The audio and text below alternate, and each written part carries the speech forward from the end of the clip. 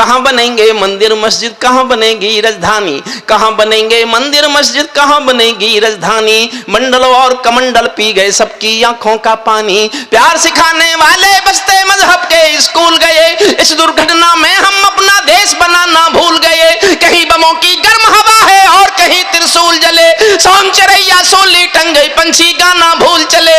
आँख खुली तो पूरा भारत ना खूनों से त्रस्त मिला, जिसको जिम्मेदारी दी वो घर भरने में व्यस्त मिला, जिसको जिम्मेदारी दी वो घर भरने में व्यस्त मिला। क्या ये ही सपना देखा था भगत सिंह की फांसी ने? जागो राजघाट के गांधी तुम्हें जगाने आया हूँ, घायल भारत माता की तस्वीर दिखाने लाया हूँ, घायल भारत माता की तस्वीर। एक चित्र और दिखाता हूँ, छठी लाइन। ये बाकी तीनों जो मेरे से पहले पढ़ने वाले थे इनको भी ताली बजानी है, इसलिए बजानी है कि मैंने उनके लिए बजाई थी। ये अदला बदला होता है इसलिए बजा रहे हैं सब बजा रहे हैं, सब बजा रहे हैं, सब बजा रहे हैं। मैंने, मुझे दिख नहीं रहे थे ना, मुझे आवाज नहीं आई पीछे से, तो मैंने कहा इसलिए कह दूं। एक चित्र देखिए, छठी पंक्ति आपके दिल में तीर की तरह चुभे तो जरा तालियों में और जोश लाना। अंधकारों में समा गए जो तूफानों के बीच जले, अंधकारों में समा गए जो तूफानों के बीच जले, मंजिल उनको मिली कभी जो 4 कदम भी नहीं चले। छठी पंक्ति समझ जाओ तो मैं तालियों का एक जोश देखना चाहता हूं आपके हाथों में, ताकि फिर मैं आगे बात अपनी कर सकूं। अंधकारों में समा गए जो तूफानों के बीच जले, मंजिल उनको मिली कभी जो 4 कदम भी नहीं चले। क्रांति कथानक दौड़ पड़े हैं गुमनामी की बाहों में, गुंडे कसकर तने खड़े हैं राजमहल की राहों में। यहाँ शहीदों की पावन गाथाओं को अपमान मिला, डाकू ने खादी पहनी तो संसद में सम्मान मिला, डाकू ने खादी पहनी तो संसद। वाह, सल्यूट करता हूं आपको, बहुत मन से आप सुन रहे हैं। जनरेटर नहीं होता तो मैं आपको दूना इससे ज्यादा देना चाहता, उस आवाज से मुझे डिस्टरबेंस होता है, साइकोलॉजिकली मैं ज्यादा फील करता हूं। डाकू ने खादी पहनी तो संसद में सम्मान मिला, राजनीति में लौह पुरुष जैसा सरदार नहीं मिलता, लाल बहादुर जी जैसा कोई किरदार नहीं मिलता। और 2 लाइन पढ़ रहा हूं, परसों रामपुर भी पढ़ गया था, समझ जाओ तो कहने की हिम्मत मैं कर रहा हूं, तालियों का साहस आपका देखना चाहता हूं। राजनीति में लौह पुरुष जैसा सरदार नहीं मिलता, लाल बहादुर जी जैसा कोई किरदार नहीं मिलता। अरे गहरे नत्थू खैरे कंत्री बनकर बैठे थे, जिनको जेलों में होना है मंत्री बनकर बैठे थे, जिनको जेलों में होना है, वाह, जिनको जेलों में रहना है मंत्री बनकर बैठे थे।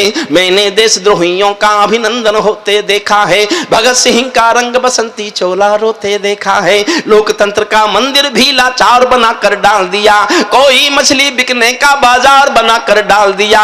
अब जनता को संसद भी प्रपंच दिखाई देती है, नौटंकी करने वालों का मंच दिखाई देती है, नौटंकी करने वालों का मंच दिखाई देती है। गांधी जी के सपनों का ये कैसा देश बना डाला, चाकू चोरी चीर हरण वाला परिवेश बना डाला।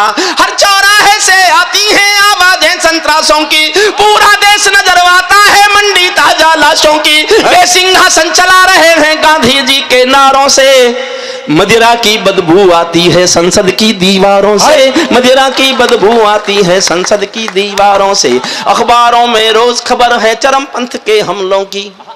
क्या क्या नहीं होता इस देश में, अखबार पढ़ो और रो। कोई संवेदनशील आदमी हो तो दिन भर खाना नहीं खाए, अखबार की पहले पन्ने की खबर पढ़कर। अखबार जोश चाहता हूं छठी पंक्ति पर, फिर देखना चाहता हूं कितने जोश में आप सुनना चाहते हैं मुझे। अखबारों में रोज खबर है चरमपंथ के हमलों की, आंगन की तुलसी दासी है नागफनी के गमलों की। हत्याओं की अपहरणों की स्वर्णमयी आजादी है, रोज गोडसे की गोली के आगे कोई गांधी है। संसद के सीने पर खूनी दाग दिखाई देता है, पूरा भारत जलियांवाला बाग दिखाई देता है, पूरा भारत जलियांवाला बाग, वाह, पूरा भारत जलियांवाला बाग दिखाई देता है। जब कोयल की डोली गिद्धों के घरों में आ जाती है। राजनीति पढ़ रहा हूं राजकुमार जी, शुद्ध राजनीति, लेकिन मैं प्रज्ञात से थोड़ा उम्र में बड़ा हूं और थोड़ा पढ़ा लिखा ज्यादा हूं, इसलिए थोड़ा समझदारी से कह रहा हूं। मेरा बचपन वही था जो आज प्रख्यात का है। कल प्रख्यात मुझसे बड़ा कवि होगा, क्योंकि उसके पास एक आग है, एक क्रोध की ऊर्जा है, उसको जिंदा रखेगा तो कल वो इस देश को एक श्रेष्ठ ओज के कवि के दर्शन कराएगा, इसमें कोई दो राय नहीं। मेरी उम्र ज़्यादा हो गई, मैं थोड़ा पढ़ लिख ज़्यादा गया। पढ़ लिख इसलिए ज़्यादा गया कि और क्या करता, मुझे कुछ और आता नहीं था।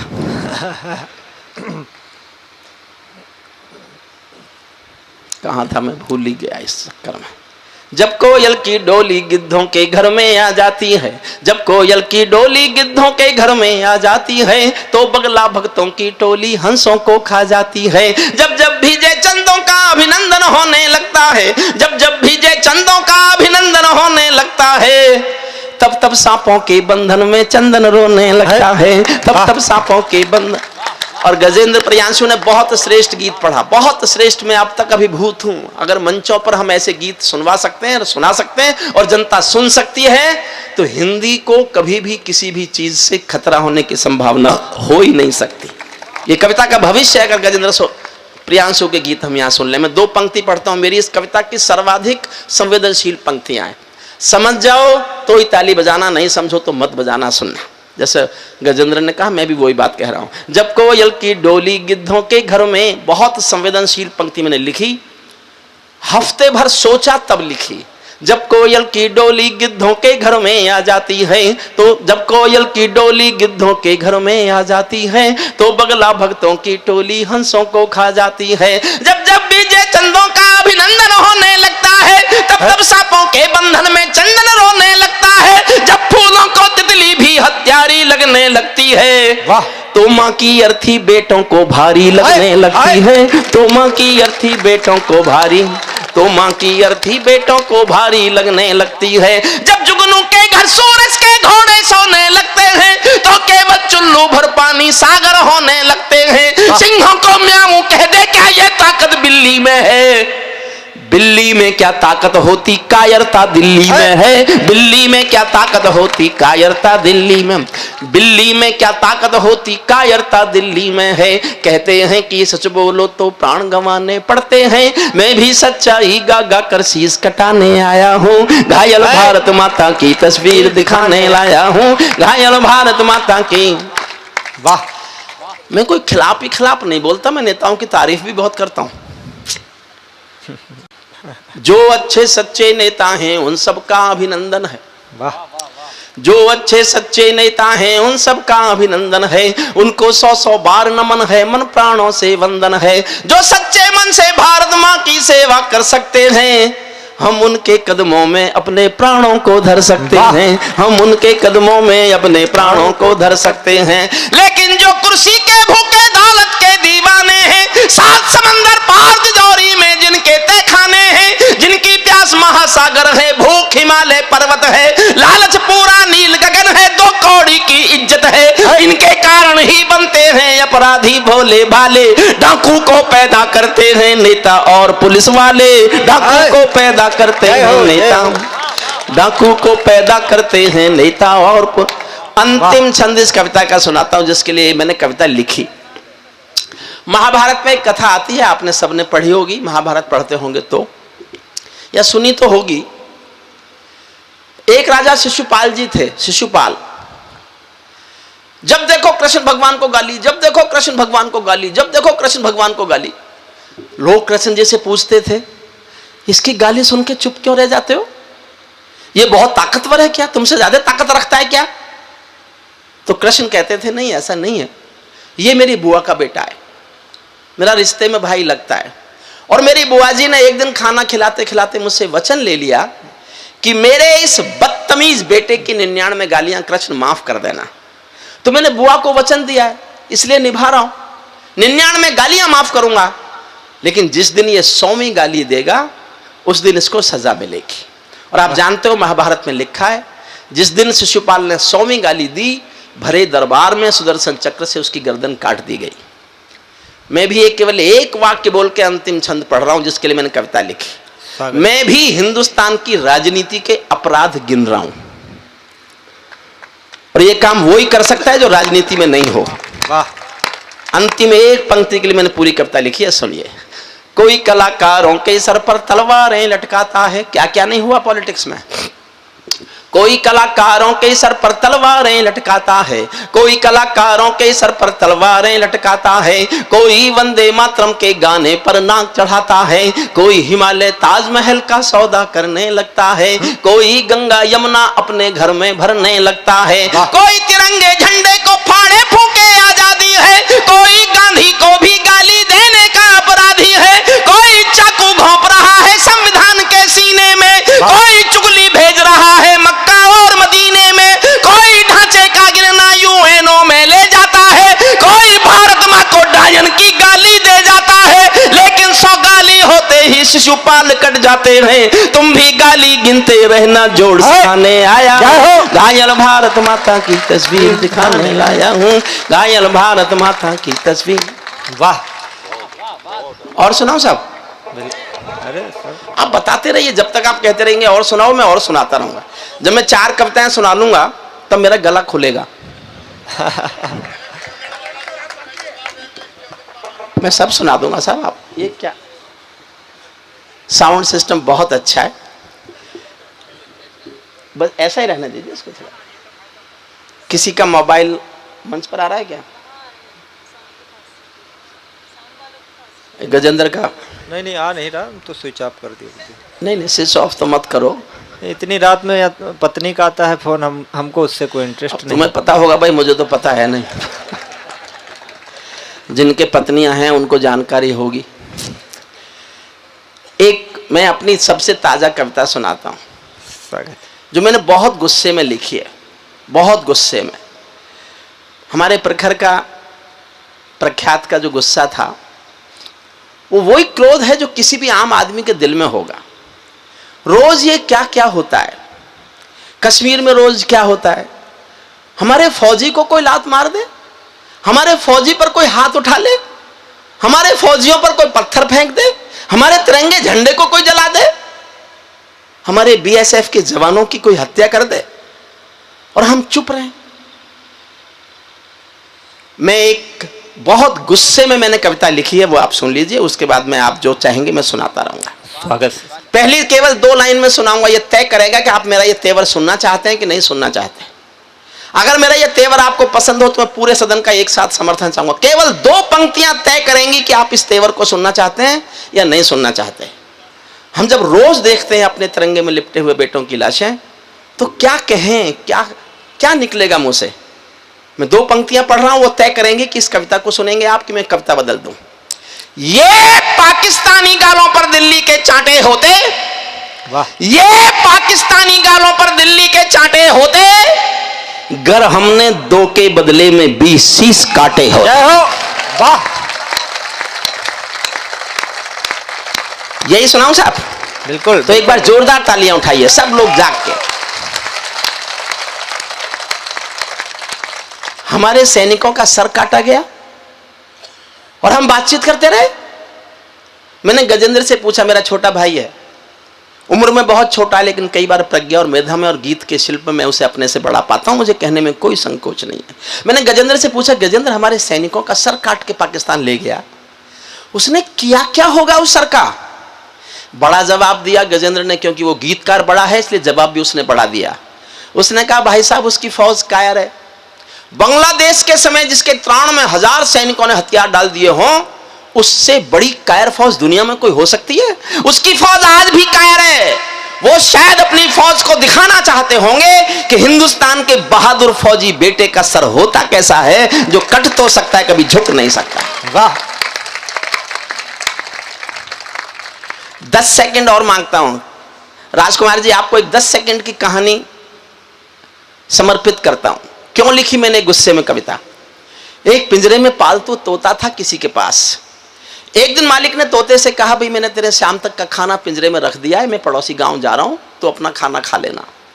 पिंजरे का तोता बोला, मालिक उस गांव में मेरे गुरु रहते हैं। मालिक बोला, तो क्या करूं? बोले, मेरी राम राम तो बोल दोगे? मालिक बोला, मिलेगा तो बोल दूंगा।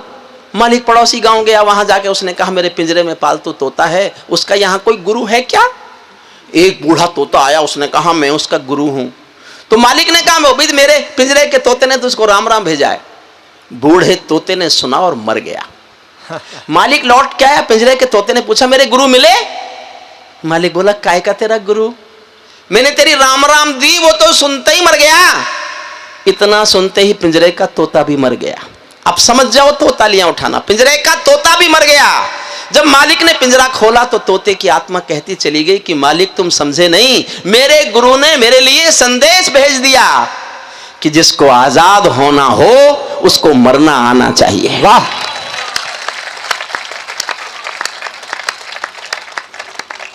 वाह वाह वाह। ये मैंने इसलिए कहानी सुनाई, भारत 1947 में आजाद हुआ लेकिन फिर कभी एक साथ मरने को तैयार नहीं हुआ, इसलिए खंडों में मरता है, खंडों में मरता है। कभी बंबई में मरता है, कभी संसद में मरता है, कभी पठानकोट में मरता है, कभी उरी में मरता है और कश्मीर में रोज मरता है। तब एक कविता सुनिए आप, ये पाकिस्तानी गालों पर दिल्ली के चांटे होते, पहले ही 2 के बदले में 20 शीश काटे होते, बार बार दुनिया के आगे हम ना शर्मिंदा होते और हमारे सारे सैनिक सीमा पर जिंदा होते। वाह। ये कैसा परिवर्तन है खुददारी के आचरणों में, जितने जोश में मैं पढ़ूं साहब उतने जोश में सुनना। ये कैसा परिवर्तन है खुददारी के आचरणों में, सेना का सम्मान पड़ा है चरमपंथ के चरणों में, किसका खून नहीं खोलेगा सुन पढ़कर अखबारों में, सिंहों की गर्दन कटवा दी चूहों के दरबारों में, सिंहों की गर्दन कटवा दी चूहों के दरबारों में।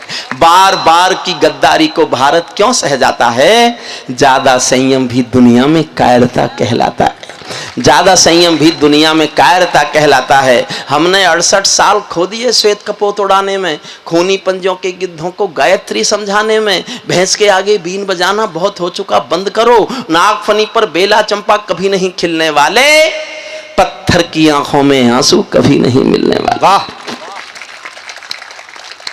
और साहब मैं 4 लाइन पढ़ रहा हूं, चाहे वो सुकमा में हमारे BSF के लोग मारे गए हों, चाहे कश्मीर में मरते हों, मैं स्पष्ट कहना चाहता हूं, अगर कश्मीर में आतंकवादियों को संभालने के लिए सेना का इस्तेमाल हो सकता है तो छत्तीसगढ़ में नक्सलवाद से लड़ने के लिए सेना का इस्तेमाल क्यों नहीं हो सकता। मैं इस बात को आज तक नहीं समझ पाया, क्यों नहीं हो सकता। BSF के लोग मरते रहेंगे क्योंकि उनके पास उतने एडवांस वेपन्स नहीं है जितने एडवांस वेपन्स नक्सलियों के पास हैं। बंदूकों की गोली का उत्तर सद्भाव नहीं होता, चाहे सुकमा हो, चाहे छत्तीसगढ़ हो, चाहे कश्मीर हो, चाहे बॉर्डर हो, मैं सबके लिए पढ़ रहा हूं। बंदूकों की गोली का उत्तर सद्भाव नहीं होता, हत्यारों के लिए हिंसा का प्रस्ताव नहीं होता, कोई विषधर कभी शांति के बीज नहीं बो सकता है और भेड़िया शाकाहारी कभी नहीं हो सकता है, और भेड़िया शाकाहारी कभी नहीं हो सकता है। पीपल छाया मांग रहा है यूं की करके पेड़ों से। आदरणीय मोदी जी बिना बुलाए पहुंच गए नवाज शरीफ के घर चाय पीने। मैंने पूछवाया साहब क्यों गए थे, बोले शांति लेने गया था। मैंने कहा मिल गई। 125 करोड़ का नेता एक उस नेता के घर चला जाए जिसका विश्वास ही नहीं है, विश्वासघात करता है, तो कवि क्या लिखेगा। मैंने केवल उस प्रसंग को 4 लाइन में लिखा है, सुनिएगा। कैसा लगा मुझे जब हमारा बड़ा नेता, हमारे देश का एक सर्वोच्च नेता एक उस आदमी के घर चला गया जो विश्वसनीय नहीं है, और इस उम्मीद में चला गया कि शांति की स्थापना हो जाएगी। पीपल छाया मांग रहा था यूं की करके पेड़ों से, जैसे कोई शेर सुरक्षा मांग रहा हो भेड़ों से। वाह। जैसे कोई शेर सुरक्षा मांग रहा हो भेड़ों से, जैसे कोई मोती खोजे झीलों की गहराई में। भारत पाकिस्तान के 68 साल के रिश्तों पर एक लाइन पढ़ता हूं। किसी को निबंध लिखने को मिले भारत पाकिस्तान पर निबंध लिखो तो मेरे नाम से एक लाइन लिखना, केवल एक लाइन, और वो लाइन आपको लगे कि 68 साल बताती है तो आपकी तालियां चाहता हूं, जी भरकर तालियां चाहता हूं सुनना। पीपल छाया मांग रहा था यूं की करके पेड़ों से, जैसे कोई शेर सुरक्षा मांग रहा हो भेड़ों से, जैसे कोई मोती खोजे झीलों की गहराई में। हम कस्तूरी खोज रहे हैं उल्लू की परछाई में। हम कस्तूरी खोज रहे हैं उल्लू की, हम कस्तूरी खोज रहे हैं उल्लू की परछाई में। जब सिंहों की राजसभा में गीदड़ गाने लगते हैं तो हाथी के मुंह के गन्ने चूहे खाने लगते हैं। क्या बात है। जब सिंहासन का राजा ही कायर दिखने लगता है तो पूरा मौसम हत्यारा डायर दिखने लगता है। रावलपिंडी वालों को सपने में काल दिखाओ तो केवल सपने भर में काम चल जाएगा। केवल सपना दिखा दो कि हम इजराइल हो सकते हैं, हम इजराइल हो सकते हैं, इतने भर से काम चलेगा। अभी बिलावल साहब हैं उधर, एक बिलावल साहब ने बयान दिया मुझे पूरा कश्मीर चाहिए, पूरा। हमारे देश के नेता गुस्सा हो गए, कभी भी गुस्से में लिखने लगे पूरा मांग रहा है। अरे मैंने कहा मांगने दो ना, उसको पूरा देंगे, पहले पूरा ले ले। बिल्कुल। अरे देंगे तो तब जब पहले पूरा ले लेंगे। एक बार पूरा ले लें फिर उसका बाप हमसे ले ले। मैंने खबर भेजी बिलासपुर वालों, आपकी तरफ से खबर भेजी, मैं नहीं जानता अपने स्वाभिमान पर आप कितनी तालियां बजाएंगे। मैंने उसको खबर भेजी कि बिलावल तुझे कश्मीर चाहिए हमसे, ये हिंदुस्तान है, हिंदुस्तान में उत्तर प्रदेश भी है, उत्तर प्रदेश में रामपुर जिला भी है, रामपुर जिले में बिलासपुर भी है। यहां के लोग रेल में खिड़की के पास वाली अपनी सीट भी किसी को नहीं देते। वाह। वो कश्मीर मांग रहा है हमसे। रावलपिंडी वालों को सपने में काल दिखाओ तो, भारत माता की आंखों के डोरे लाल दिखाओ तो, दिल्ली वालों ठोकर मारो दुनिया के हथकंडों पर, इजराइल से जीना सीखो अपने ही भुजदंडों पर, इजराइल से जीना सीखो अपने ही भुजदंडों पर। भारत माता का बंटवारा है जिनकी अभिलाषा में, वे समझेंगे अर्जुन के गांडीव धर्म की भाषा में। वाह। 4 लाइन पढ़ता हूं साहब, और मैंने बहुत गुस्से में लिखी है। ये लिखना कोई बहुत औचित्यपूर्ण नहीं था। मैंने 39 साल एक यूनिवर्सिटी में कानून पढ़ाया है, 39 साल।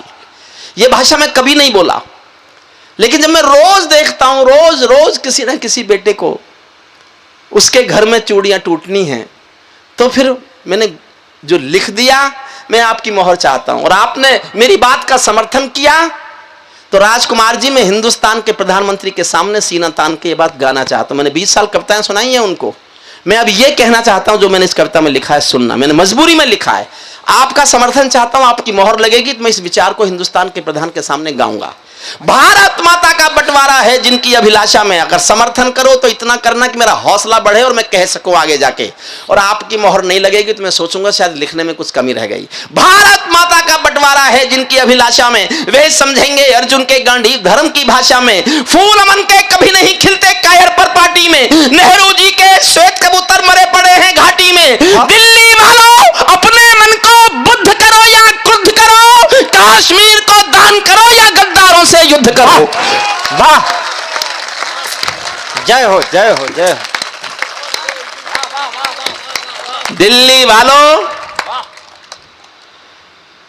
अपने मन को बुद्ध करो या क्रुद्ध करो, कश्मीर को दान करो या गद्दारों से युद्ध करो। जेल भरे क्यों बैठे हैं हम आदमखोर दरिंदों से, आजादी का दिल घायल है जिनके गोरख धंधों से। घाटी में आतंकवाद के कारक बने हुए हैं जो, बच्चों की मुस्कानों के संहारक बने हुए हैं जो, उन जहरीले नागों को भी दूध पिलाती है दिल्ली, मेहमानों जैसी बिरयानी चिकन खिलाती है दिल्ली। जुड़ना मुझसे, जिनके कारण पूरी घाटी जली दुल्हन सी लगती है, जिनके कारण पूरी घाटी जली दुल्हन सी लगती है, पूनम वाली रात चांदनी चंद्र ग्रहण सी लगती है, जिनके कारण मां की बिंदी दाग दिखाई देती है, वैष्णो देवी मां के घर में आग दिखाई देती है, उनके पैरों बेड़ी जकड़े जाने में देरी क्यों है, उनके फन पर एड़ी रगड़े जाने में देरी क्यों है, उनके फन पर एड़ी रगड़े जाने में देरी क्यों है। कश्मीर में एक विदेशी देश दिखाई देता है। जब मैंने लाइनें लिखी मैं खुद रोया, मैं रो पड़ा खुद लिखकर। मैं नहीं जानता आप कैसे सुनेंगे। कश्मीर में एक विदेशी देश दिखाई देता है, संविधान को ठुकराता परवेश दिखाई देता है। वे घाटी में भारत के झंडों को रोज जलाते हैं, सेना पर हमला करते हैं, खूनी भाग मनाते हैं। हम दिल्ली की खामोशी पर शर्मिंदा रह जाते हैं, भारत मुर्दाबाद बोलकर वे जिंदा रह जाते हैं। वाह। भारत मुर्दाबाद बोलकर वे जिंदा रह जाते हैं। उरी में 17 सैनिक मरे, सोतों को काट दिया, मार दिया, बम डाल दिए, 17 सैनिक मर गए। मैं उस दिन हाथरा से कब सम्मेलन था, 10,000 लोग मेरे सामने थे। किसी ने सामने से चिल्ला के कहा आपको ये मरे हुए सैनिक नहीं दिखते? तो एक दूसरा खड़ा हो गया, बोले अब इसे कुछ नहीं दिखता, अब ये मोदी का चमचा है। बिलासपुर वालों, बस मैं एक बात कहना चाहता हूं, मैं दुनिया में कुछ भी हो सकता हूं, मैं किसी ताकत का चमचा नहीं हो सकता। हो ही नहीं सकता। बिल्कुल। मैंने 2 लाइन लिखी, गुस्से में उस दिन पढ़ा, और मेरा आज भी ये मत है कि सर्जिकल स्ट्राइक का फैसला केवल इसलिए हुआ कि इस मुल्क का कवि इतने गुस्से में आ गया था। 2 लाइन, मुझे बाद में लगा गुस्सा ज्यादा था, लेकिन मैंने किया। और जिस तरह से अभी 25 लाशें पड़ी हैं सुकमा में, मैं शायद कल ये गुस्सा फिर करूंगा। मोहर चाहता हूं, आपके समर्थन चाहता हूं, सुनना। स्वागत। भारत मुर्दाबाद बोलकर वे जिंदा रह जाते हैं, हम दिल्ली की खामोशी पर शर्मिंदा रह जाते हैं। शायद तुम भी सत्ता मद के अहंकार में ऐठे हो, क्या 17 मंत्री मरने के इंतजार में बैठे हो? वाह। सेना पर पत्थरबाजों को कोई इतना समझा दो। राजकुमार जी, इस साल की मेरी सबसे अच्छी पंक्ति है जो मैं पढ़ने जा रहा हूं। मैं नहीं समझता आप कैसे समझेंगे, समझ जाओ तो तालियों का अंबार लगाना। सेना पर पत्थरबाजों को कोई इतना समझा दो, ये गांधी के गाल नहीं है, उनको इतना बतला दो। वाह। ये गांधी के गाल नहीं है, उनको इतना बतला दो। दिल्ली वालों, सेना को भी कुछ निर्णय ले लेने दो, एक बार पत्थर का उत्तर गोली से दे लेने दो। वाह वाह। एक बार पत्थर का उत्तर गोली से दे लेने दो। जब चौराहों पर हत्यारे महिमा मंडित होते हो, बुरहानी मारा गया तो आपने जल से निकाले, पाकिस्तान ने ब्लैक डे मना दिया। मैं एक छंद पढ़ता हूं। स्वागत। और साहब, मैं देखना चाहता हूं मैं जोश में ज्यादा पढ़ रहा हूं या जोश में ज्यादा आप सुन रहे हैं। आप जीते तो मैं आपको सैल्यूट करूंगा। मैं चाहता हूं ये तय हो कि मैंने जोश में ज्यादा पढ़ा या आपने जोश में ज्यादा सुना। सचमुच में चाहता हूं ये फैसला हो, और आपने अधिक जोश में सुना तो मैं आपको सर झुका के सैल्यूट करूंगा। और मैं चाहता हूं कि आप जीते, मैं हारूं। एक छंद सुनना। जब चौराहों पर हत्यारे महिमा मंडित होते हो, भारत मां की मर्यादा के मंजर खंडित होते हो, जब कश भारत के नारे हो गुलमर्गा की गलियों में, शिमला समझौता जलता हो बंदूकों की नलियों में, तो केवल आवश्यकता है हिम्मत की, खुददारी की। दिल्ली केवल 2 दिन की मोहलत दे दे तैयारी की। सेना को आदेश थमा दो, घाटी गैर नहीं होगी, जहां तिरंगा नहीं मिलेगा उनकी खैर नहीं होगी। भारत माता की, भारत माता की। आप जीते साहब, मैं आपके सामने सर झुका के आपका अभिवादन करता हूं। जब चौराहा द्वारा पढ़ रहा हूं, लेकिन तालियां इतनी बजनी चाहिए। देखिए, तालियों से कोई कविता बड़ी नहीं होती। मैं समझा दूं आपको। आपने बार बार कई किसी लोगों के मन में आता होगा, ये कवि बार बार ताली क्यों मांगते हैं, क्यों कहते हैं ताली बजाओ ताली बजाओ। तालियों से कोई कविता बड़ी नहीं होती। तालियां कविता का मापदंड है भी नहीं, थी भी नहीं, होंगी भी नहीं। लेकिन आप जैसे पढ़े लिखे समझदार लोग हमें रोज नहीं मिलते। हम तो पशु मेलों में भी जाते हैं। राजस्थान में पशु मेले लगते हैं, वहां कब सम्मेलन होते हैं, और हमको गाय बैल की गर्दन हिलवानी पड़ती है, वरना कोई पैसे नहीं देता। और केवल पशुओं का नहीं, अजमेर के पास एक जगह है पुष्कर जी, वहां तो गधों का लगता है। ये प्रख्यात और गजेंद्र मुझे वहीं मिले पहली बार।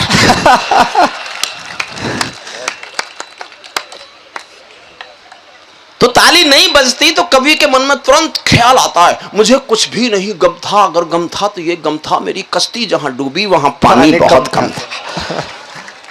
तो ताली इसलिए बजाते रहिए। ये रोग है कवियों का, बीमारी है कवियों की। बीमार हो गए, सिस्टम ने बीमार कर दिए। अब योगी एक दिन में क्या कर ले, धीरे धीरे करेगा। लेकिन साहब, आपने एक बात देखी, आज तक आप 70 साल से एक चीज देख रहे थे, नोट बांट के वोट, नोट बांट के वोट, नोट बांट के वोट। पहली बार एक ऐसा मर्द आया, नोट छीन के वोट, नोट छीन के वोट, नोट छीन। बहुत अच्छा, वाह। छीन छीन के नोट, छीन छीन के वोट लिए उसने। सुनिए, तो तालियां केवल इसलिए कि उससे जागरण बना रहता है। हमें ऐसा लगता है, गलतफहमी हुई रहती है कि आप हमको सुन रहे हैं, जबकि हमें कई बार पता होता है नहीं सुन रहे होते। सुनिए मन से, फिर सुना रहा हूं उन्हीं पंक्तियों को। जब चौराहों पर हत्यारे महिमा मंडित होते हो, भारत मां की उतना ही जोश दिखाना। भारत मां की मर्यादा के मंजर खंडित होते हो, जब कृष्ण भारत के नारे हो गुलमर्गा की गलियों में, शिमला समझौता जलता हो बंदूकों की नलियों में, तो केवल आवश्यकता है हिम्मत की, खुददारी की। दिल्ली केवल 2 दिन की मोहलत दे दे तैयारी की। सेना को आदेश थमा दो, घाटी गैर खैर नहीं होगी, जहां तिरंगा नहीं मिलेगा उनकी खैर नहीं होगी, जहां तिरंगा नहीं मिलेगी। बर्मा बांग्लादेश तो अलग सीमा पर ऐंठे रहते थे। ये तो पहली बार कोई नेता हिंदुस्तान को ऐसा मिला जिसने कहने का साहस किया कि अब सीमा पर बंदूक की गोली का जवाब अब नेता की बोली नहीं देगी, स्ट्राइकर की गोली देगी, पहली बार। लेकिन होता क्या था, बर्मा बांग्लादेश तलक सीमा पर रहते रहते थे और हमारे नेता चूड़ी पहने बैठे रहते थे। दिल्ली डरी डरी रहती थी पाक चीन की बॉर्डर पर, सेना बांधे हाथ खड़ी रहती थी किसके ऑर्डर पर। दुनिया को एहसास कराओ हम निर्णय ले सकते हैं, हम भी ईंटों का उत्तर अब पत्थर से दे सकते हैं। अब तो वक्त बदलना सीखो डरते डरते जीने का, दुनिया को एहसास कराओ 56 इंची सीने का, दुनिया को एहसास कराओ 56 इंच से, दुनिया को एहसास कराओ 56 इंची सीने का। सैनिक अपने प्राण गंवाकर देश बड़ा कर जाता है। मेरी सबसे अच्छी पंक्तियां इस कविता के सुनना। सैनिक अपने प्राण गंवाकर देश बड़ा कर जाता है, बलिदानों की बुनियादों पर राष्ट्र खड़ा कर जाता है। जिनको मां के बलिदानी बेटों से प्यार नहीं होगा, उन्हें तिरंगे को लहराने का अधिकार नहीं होगा, उन्हें तिरंगे को लहराने का अधिकार नहीं होगा। वाह।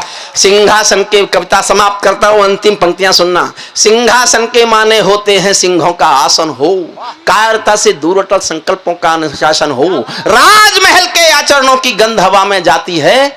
दिनकर जी ने एक लाइन लिखी, सिंहासन खाली करो कि जनता आती है। हिंदुस्तान की सियासत बदलती रही, सरकारें बदलती रही, सरकारें आती रही जाती रही, लेकिन लाइन जिंदा रही। मैं भी एक लाइन पढ़ रहा हूं, हरिओम पंवार जब मर जाएगा तो शायद एक पंक्ति देश दोहराएगा, सुनना।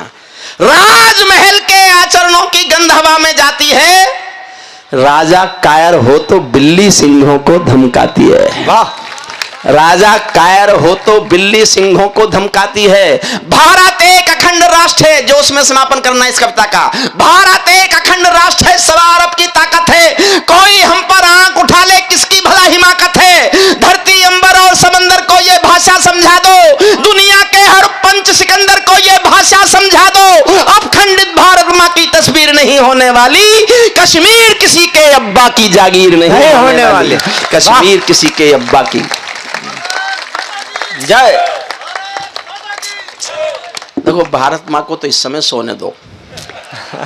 मैं वो कवि नहीं हूं जो भारत माँ को भी ताली बजवाने के लिए दांव पे लगा दूं। मैं कविताओं से काम कर लेता हूं। और सुनाओ ना साहब। नहीं, मैं तो पूछता रहूंगा जब तक आप कह नहीं दोगे कि प्राण खाने बंद कर। कुल्हड़ वाली भी सुना दूंगा उससे। मैं एक मोदी जी पर कविता सुना दूं आपको। स्वागत। जानते हो ना, देखो योगी जी पे तो मैं सुनाऊंगा नहीं, क्योंकि मैं किसी नवजात शिशु पर हमला नहीं करता।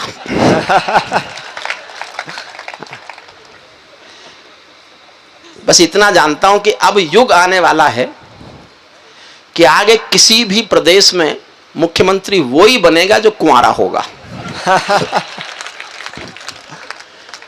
और प्रधानमंत्री जी भी ऐसे ही हैं, समझो क्या तो उनको तो ये है कि जब अब पता चला बाद में कि की थी, छोड़ दी। आप समझते हो कभी रेडियो पे मन की बात क्यों करते हैं वो? राजकुमार जी जो शादी करके पत्नी छोड़ दे, वो मन की बात फिर सिर्फ रेडियो पे ही कर सकता है। मैं उनके साथ उठा बैठा हूं, 20 साल उठा बैठा हूं, 20 साल कविताएं सुनाई है। जब वो राजनीति में बहुत नए थे, हरियाणा का काम देखते थे, तब से मैं उनके साथ।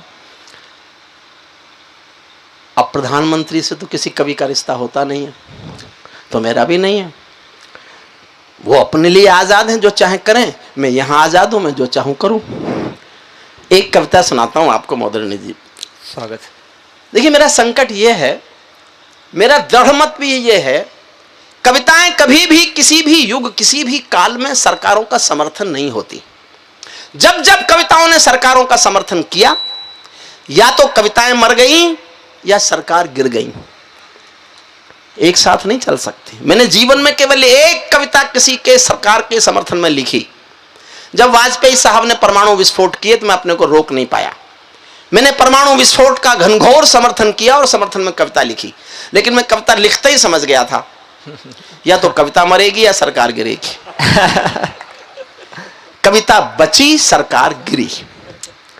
अब मेरा संकट अब ये था मुझे ये कहने में कोई संकोच नहीं है, पिछली सरकार को हटाने का जो आंदोलन बाबा रामदेव ने शुरू किया, मैं उसका हिस्सा था। मैं बाबा रामदेव के साथ काम करता हूं, 10 साल से उनके साथ मैंने कंधे से कंधा मिला के काम किया है। मुझे कोई शर्म संकोच ये कहने में नहीं है कि मैं उस सरकार का, उस आंदोलन का हिस्सा था जो उस सरकार को हटाना चाहते थे। अच्छा, जिसको हटाना चाहते थे वो हट गई, जिनको लाना चाहते थे वो आ गए। अब हम क्या करें? समर्थन में लिखें तो मरे, क्योंकि एक चीज तो होगी। लेकिन साहब अब और कोई काम हमसे आता नहीं, यूनिवर्सिटी से रिटायर हो गए थे तभी। तो मैंने एक ऐसी कविता लिखी है साहब, राजकुमार जी आपको भी आश्चर्य होगा, आपने भी शायद नहीं सुनी होगी अगर यूट्यूब नहीं खोला होगा तो। एक शब्द आदरणीय मोदी जी के खिलाफ नहीं है, एक शब्द, और एक भी शब्द आदरणीय मोदी जी के पक्ष में नहीं है। तलवार की धार पे खड़े होकर लिखा, इधर जाता तो कट जाता, इधर जाता तो बट जाता। और लेकिन कविता में वो हरिओम पंवार जिंदा है, जो हिंदुस्तान की जनता ने प्यार से हरिओम पंवार बनाया। कविता सुनिए मन से, केवल कविता के मन से सुनिए। मैं जानता हूं आप ज्यादातर किस लोग होंगे, किधर के होंगे, और ज्यादातर उधर के होते हैं जिधर की सरकार होती है। और हरिओम पंवार वो होता है जो सबके मन के में कुछ भी हो वो अपनी बात को स्वीकार करवा ले, उसी का नाम हरिओम पंवार है। स्वागत। सुनिए, देखिए एक छोटी सी बात सुन लीजिए, तब आप कविता ठीक से समझेंगे। दुनिया में अच्छा बुरा कुछ नहीं है, पक्ष विपक्ष कुछ नहीं है, ऋण धन कुछ नहीं है। जो आपका दृष्टिकोण है, जो कोई पानी देंगे, पानी देंगे।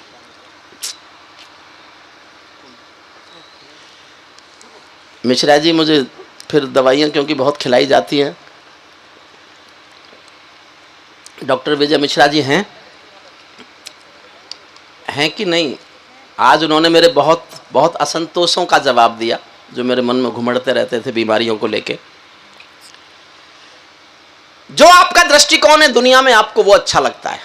आप खुश हैं तो आपको रोता हुआ आदमी भी ऐसा लगेगा ये हंसने का कोई नया तरीका तो नहीं है।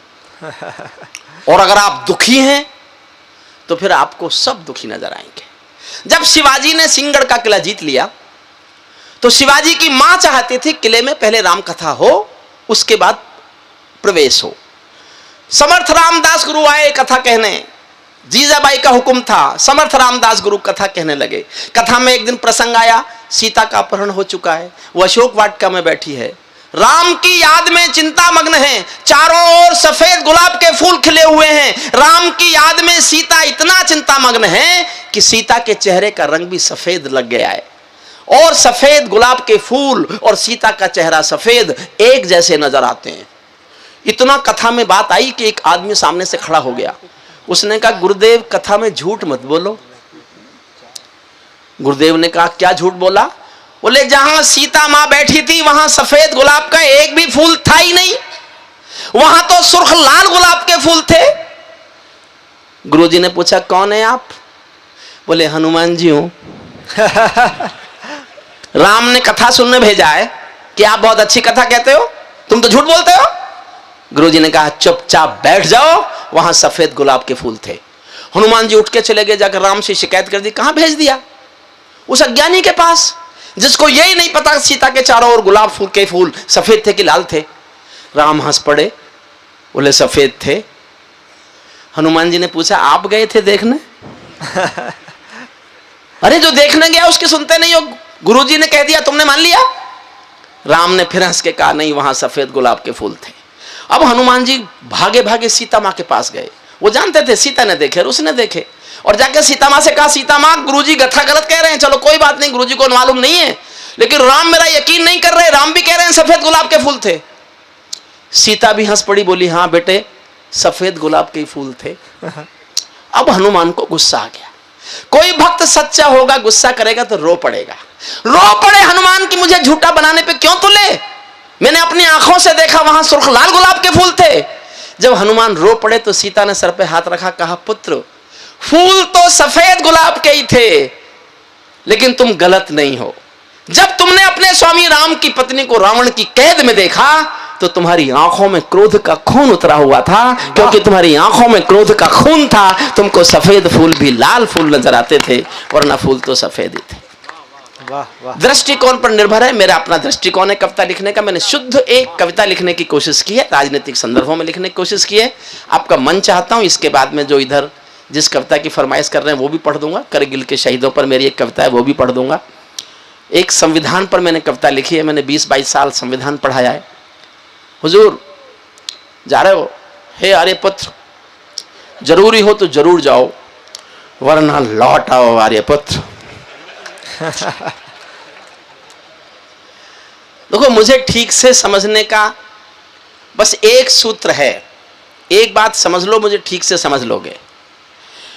मैं वो कलम नहीं हूं जो बिक जाती हो दरबारों में, मैं शब्दों की दीप शिखा हूं अंधियारे चौबारों में। मैं वाणी का राजदूत हूं, सच पर मरने वाला हूं, डाकू को डाकू कहने की हिम्मत करने वाला हूं। वाह। मेरी कलम वचन देती है अंधियारों से लड़ने की, राजमहल के राजमुकुट के आगे तन कर अड़ने की। उस कवि का मर जाना ही अच्छा है जो खुददार नहीं। देश जले मैं कुछ ना बोलूं, मैं ऐसा गद्दार नहीं। देश जले मैं कुछ ना बोलूं, मैं ऐसा गद्दार नहीं। सुनिए कविता मन से। मैं ताजों के लिए समर्पण वंदन गीत नहीं गाता। मैं ताजों के लिए, गजेंद्र हमारा प्यारा लाडला गीतकार है और मैंने इस कविता में कोशिश की है गीत ही लिखने की, लेकिन गीत में राजनीति आ जाए तो उसे गीतकार तथा कहित व्याकरणीय गीतकार उसको गीत नहीं मानते। गीत उसी को मानते हैं जिसमें ऐसे शब्द आए जिनका कोई अर्थ समझ में नहीं आए किसी के। यही होता है। मैं ताजों के लिए समर्पण वंदन गीत नहीं गाता, दरबारों के लिए कभी अभिनंदन गीत नहीं गाता। गौन भले हो जाऊं लेकिन मौन नहीं हो सकता मैं। पूरी कविता का आधार एक पंक्ति है। इस पंक्ति को समझ जाओगे मेरी पूरी कविता समझ जाओगे। फिर दोहराता हूं, सुनना। मैं ताजों के लिए समर्पण वंदन गीत नहीं गाता, दरबारों के लिए कभी अभिनंदन गीत नहीं गाता। गौन भले हो जाऊं लेकिन मौन नहीं हो सकता मैं। पुत्र मोह में शस्त्र त्याग कर द्रोण नहीं हो सकता मैं। पुत्र मोह में शस्त्र त्याग। ज्यादा तालियों की पंक्ति थी वैसे ये, पर आपने कम बजाई, चलो इसके लिए भी आपका अभिवादन। पुत्र मोह में शस्त्र त्याग कर द्रोण नहीं हो सकता मैं गाथा वाचन करता हूँ सिंहासन परिवर्तन का। मैं गाथा वाचन करता हूँ सिंहासन परिवर्तन की। अच्छे दिन आने वाले हैं नारों के आकर्षण की। कभी किसी भी प्रलोभन में मेरी कलम नहीं बिकती और किसी भी डर के आगे दिन को रात नहीं लिखती। मैं शब्दों की क्रांति ज्वाल हूँ, वर्तमान को गाऊंगा। जिस दिन मेरी आग बुझेगी मैं उस दिन मर जाऊंगा। जिस दिन मेरी मरने पे बजी तालियां, अच्छी लाइन बजी।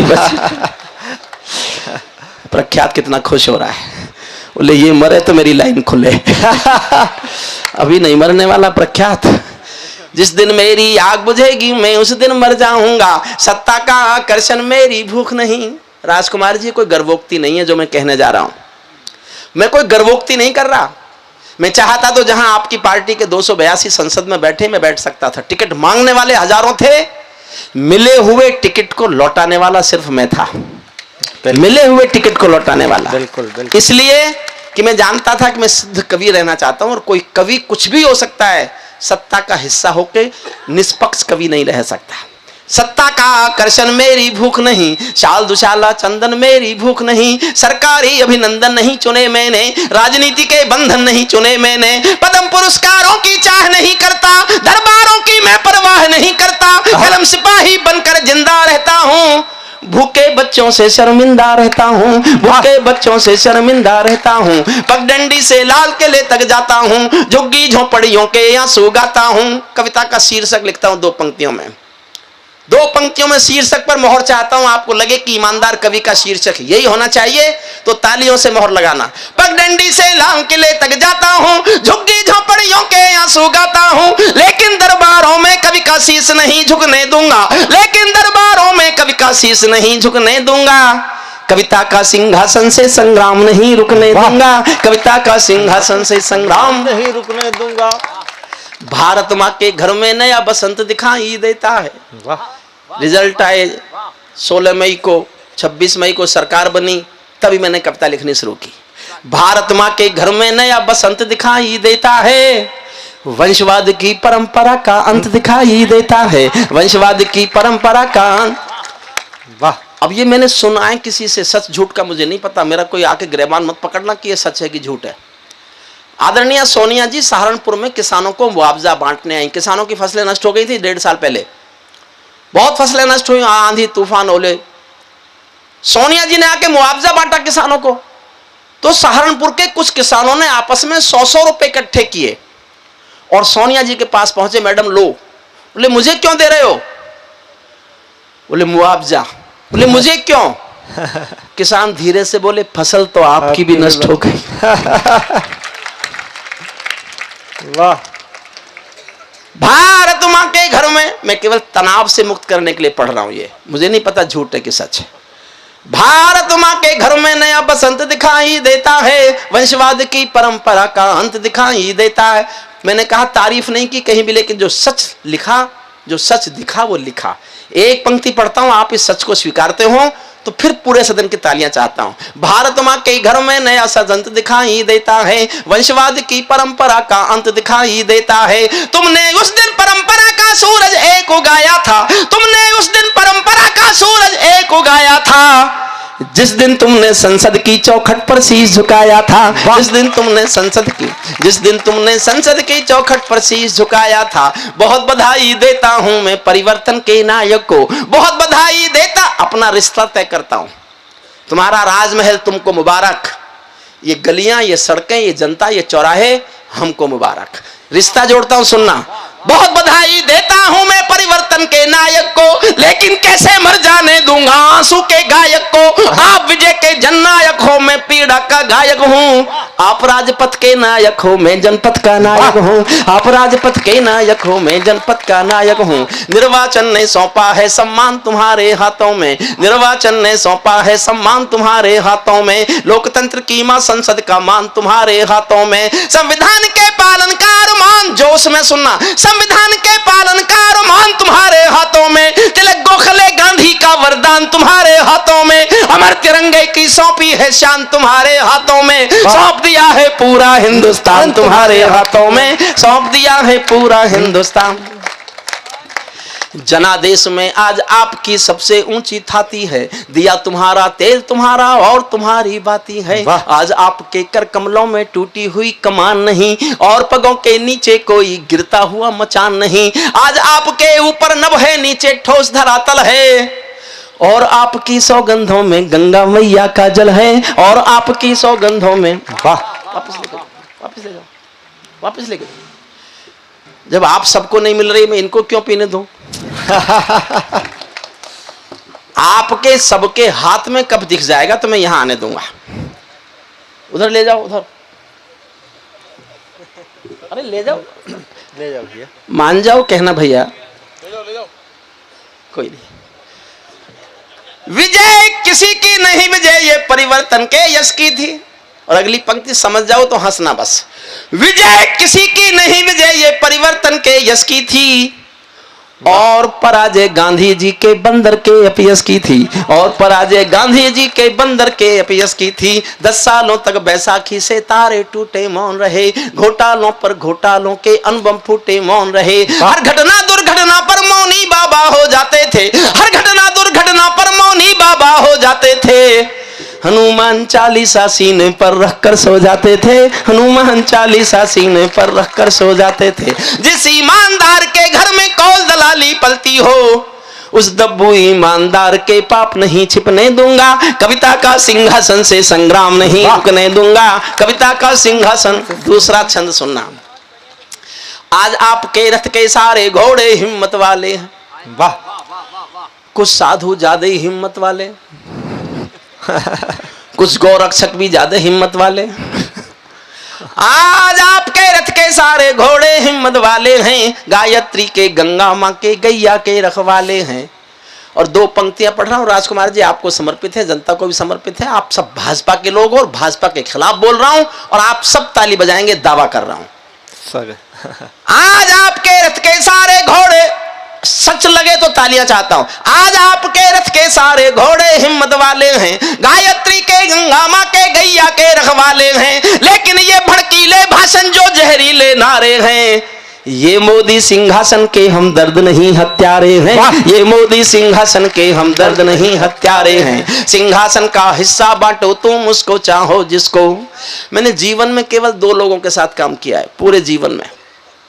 1975 में जब मैं पढ़ रहा था तब मैंने जयप्रकाश नारायण के आंदोलन में हिस्सा लिया। बुजुर्ग लोग हैं जानते होंगे, मैं जेपी के आंदोलन की कोख से पैदा हुआ कवि हूं।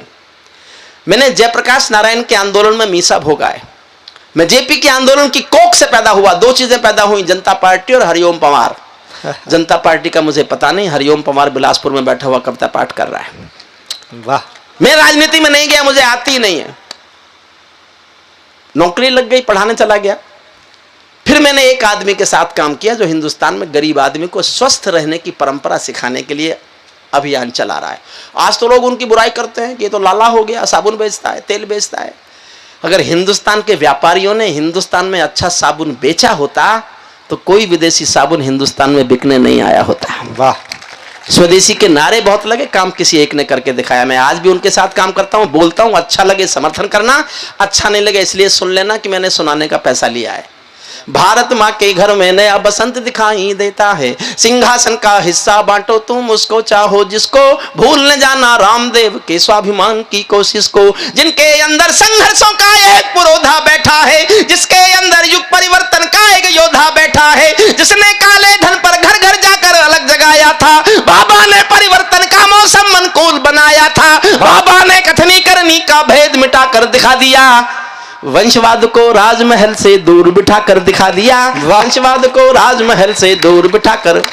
और 2 लाइन और पढ़ता हूं साहब, फिर आकाश भर तालियां देखना चाहता हूं। यह माना जाता है कि हिंदुस्तान में कब सम्मेलनों में तालियों के पहाड़ खड़े करने की परंपरा जिन कवियों ने शुरू की उनमें एक छोटा सा कवि मैं भी हूं। अभी मैं इतना बूढ़ा नहीं हुआ कि उस परंपरा को आज जिंदा नहीं रख सकूं। मैं फिर 2 पंक्तियां पढ़ूंगा और एक तालियों का पहाड़ देखना चाहता हूं, यह एहसास जीना चाहता हूं कि मैं आज भी तालियों का पहाड़ खड़ा कर सकता हूं। मन करे तो उठाना पहाड़ जैसी तालियां। बाबा ने कथनी करनी का भेद मिटा कर दिखा दिया, वंशवाद को राजमहल से दूर बिठा कर दिखा दिया। स्वामी जी ने पतंजलि को पुनः जिलाकर दिखा दिया, पेट हिलाने वाले ने सरकार हिलाकर दिखा दिया, पेट हिलाने वाले ने। वाह वाह वाह वाह वाह वाह वाह। पेट हिलाने वाले ने सरकार हिला कर दिखा दिया। बहुत खूब।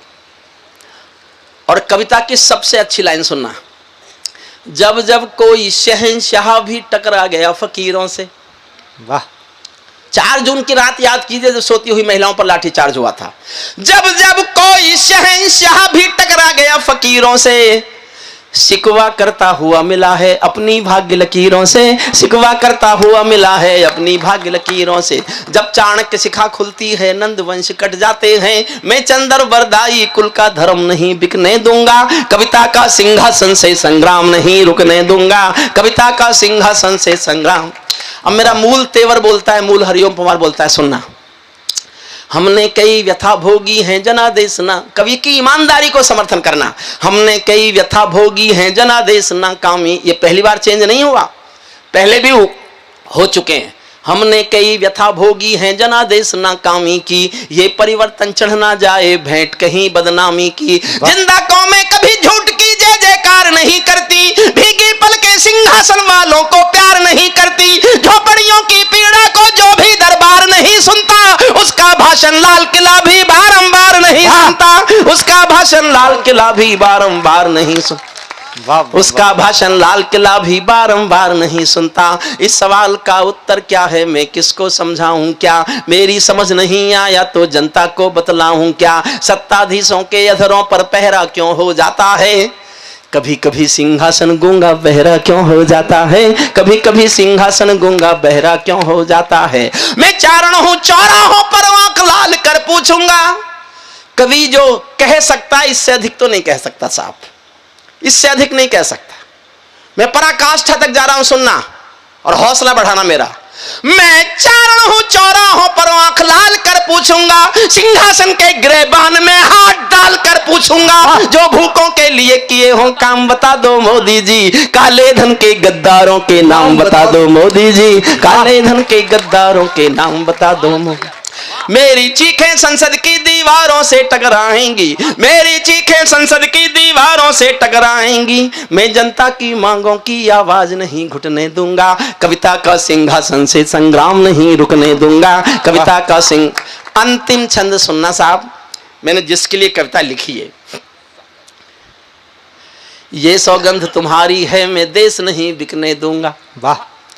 मैंने अंतिम छंद के लिए कविता लिखी, जो बहुत शुद्धी लोग हैं, शुद्ध कविता सुनने आए वो सुने। इसके बाद जो कहेंगे, जब तक कहेंगे मैं सुनाऊंगा, लेकिन बीच में उठिए नहीं। बस मुझे ऐसा लगता है कि जैसे संसद यही है। ये ऐसा होता है पार्लियामेंट में, जिसका मन करे उठ के चला जाओ। वो एक ऐसी जगह है जहां सब बोलते हैं और कोई भी नहीं सुनता। ये सौगंध तुम्हारी है मैं देश नहीं बिकने दूंगा, देश नहीं मिटने दूंगा, मैं देश नहीं झुकने दूंगा। है मेरा विश्वास कभी सौगंध नहीं तोड़ोगे तुम, भारत माँ की सेवा का अनुबंध नहीं छोड़ोगे तुम। ऐसा कुछ कर जाओ पूरा देश देखता रह जाए, देश नहीं भूमंडल का प्रवेश देखता रह जाए। ऐसा कुछ कर जाओ पूरा देश देखता रह जाए, देश नहीं भूमंडल का पर। क्या कर जाओ साहब, 12 लाइन सुनना। जनता की ओर से भारत सरकार को सुना रहा हूं, कोई भी सरकार मेरी ये मांग पूरी कर दे, मैं हिमालय चला जाऊं, कविता लिखना छोड़ दूं। एक एक मांग, एक एक लाइन, एक एक लाइन में एक एक मांग है। मैं जानना चाहता हूं आप इनको पूरी कराना चाहते हैं कि नहीं कराना चाहते हैं। ऐसा कुछ कर जाओ पूरा देश देखता रह जाए, देश नहीं भूमंडल का प्रवेश देखता रह जाए। पहली मांग, संसद को गुंडों से दागी चेहरों से खाली कर दो। वाह। इतनी तालियों से नहीं होगी साहब, करानी है तो और बजाओ। संसद को गुंडों से दागी चेहरों से खाली कर दो, भूखे मरते हुए किसानों के घर खुशहाली भर दो, भूखे मरते हुए किसानों के घर खुशहाली भर दो। और तीसरी मांग में देखना चाहता हूं कितना जोश दिखाते हैं आप। भूखे मरते हुए किसानों के घर खुशहाली भर दो, कश्मीर में भारत मां की जयकारों के स्वर दे दो, कश्मीर में भारत मां की जयकारों के स्वर दे दो, लाल चौक पर भारत मां की जयकारों के स्वर दे दो। हर विस्थापित कश्मीरी पंडित को उसका घर दे दो, हर विस्थापित कश्मीरी पंडित को उसका घर दे दो। खेलों को नेताओं से पूंजीपतियों से मुक्त करो। वाह। ये शरद पवार कब तक क्रिकेट खेलेगा? खेलों को नेताओं से पूंजीपतियों से मुक्त करो, माँ बहनों बेटी का जीना स्वाभिमान से युक्त करो। झोपड़ियों को मत सिखलाओ तौर तरीका जीने का, उन्हें मैसर कर दो केवल अच्छा पानी पीने का, उन्हें मैसर कर दो केवल अच्छा पानी पीने का। नंगे बदन लिए फिरते हैं ख्वाहिश एक लंगोटी की, खाली पेट लिए बैठे हैं उम्मीदें 2 रोटी की। कहीं भूख से कोई बच्चा मर ना जाए, याद रहे 10 करोड़ भूखी पीढ़ी की याद तुम्हें फरियाद रहे। तुम चाहो तो भारत के घर घर को देवालय दे दो, लेकिन सबसे पहले झोपड़ियों को शौचालय दे दो, लेकिन सबसे पहले झोपड़ियों को शौचालय दे दो। ऐसा कुछ कर जाओ पूरा देश देखता रह जाए, देश नहीं भूमंडल का प्रवेश। अंतिम पंक्तियां सुनना साहब, 20 साल के रिश्ते हैं तो एक छोटा सा पक्षपात तो मैंने भी कर लिया है, एक आखिरी लाइन में बस, बाकी सुनना। ऐसा कुछ कर जाओ पूरा देश देखता रह जाए, देश नहीं भूमंडल का प्रवेश देखता रह जाए। ऐसा लगे कि सबका साथ तुम्हारे दिल की इच्छा है।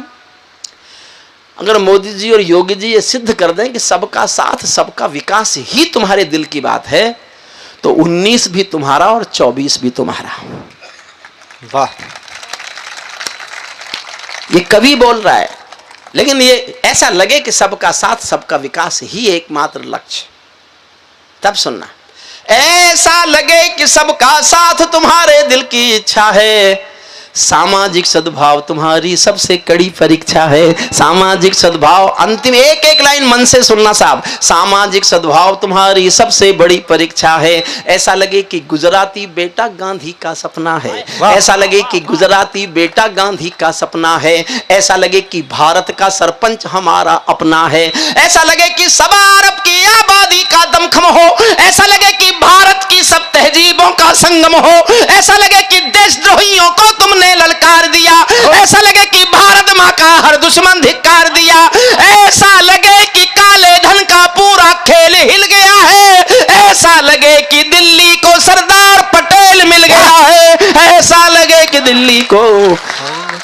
वाह वाह वाह वाह वाह वाह। और सुनोगे साहब? अच्छा, तुम्हें आज कोई काम नहीं है अपने घर? अच्छा ठीक है, मुझे तो कोई कष्ट नहीं, मैं सुनाता हूँ। पर बीच में उठे नहीं कोई, 2-3 लोग उठे, मैं बीच में बोला नहीं। हाँ पहले उठ सकते, बिल्कुल पहले तो उठते हैं। पहले तो आपको सबको उठ जाना चाहिए था इस समय। सुनिए, जिनको बहुत जरूरी जाना चले जाएं। मैं एक करगिल के शहीदों पर कविता सुना देता हूँ। अच्छा, मेरा मन तो आज गजेंद्र के गीत सुन के गीत सुनाने का भी हो रहा है, जो मैं मंचों पर कभी नहीं पढ़ता। आज पढ़ दो? हाँ दादा बिल्कुल, स्वागत है। एक गौरी बिटिया भी कह रही है, प्रखर भी कह रहा है। तालियां तालियां हो जाए सबकी। पीछे के लोग आगे आ जाए जी। अरे साहब ठीक है, हम आभारी हैं चेयरमैन साहब के, वो इतना समय बैठे।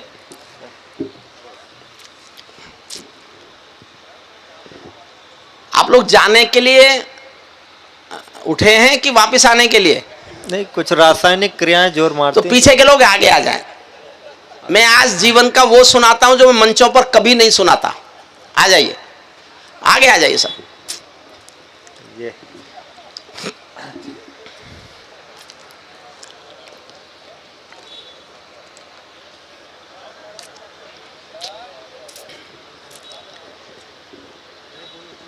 अब एक आध मुश्किल कविता भी सुना दूं, स्वागत। पढ़े लिखों जैसी। देखो, हमें तो ये आता है जब उठाना हो आपको, तो एक ऐसी कविता सुना दो जो आपकी समझ में नहीं आए। अच्छा, मैं 2 मिनट मांगता हूं, गौरी बिटिया की इच्छा है। मतलब इच्छा तो मेरी थी, उसने समर्थन कर दिया, तो मेरा भी मन कराया, पता नहीं क्यों। गजेंद्र ने बहुत स्वागत है। अच्छे। भाई आप गजेंद्र यहाँ आओ, आगे 2 कुर्सियां ले लो, खाली पड़ी हैं, और मेरे पास आ जाओ। प्रख्या तू भी आगे आ जा, यहाँ आ जाओ, आगे आ जाओ। 2 खाली कुर्सी दे दीजिए।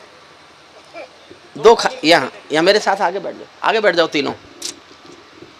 पता नहीं चलता ना पीछे तुम ताली बजा रहे हो कि नहीं बजा रहे। नहीं कोई नहीं यार, इन पे बैठ जाओ। राजकुमार जी को वहीं बैठा रहने दो, या एक कुर्सी राजकुमार जी को इधर दे दो। राजकुमार जी ठीक है। नहीं, हम चाहते थे सोफे को भी थोड़ा सांस मिल जाए।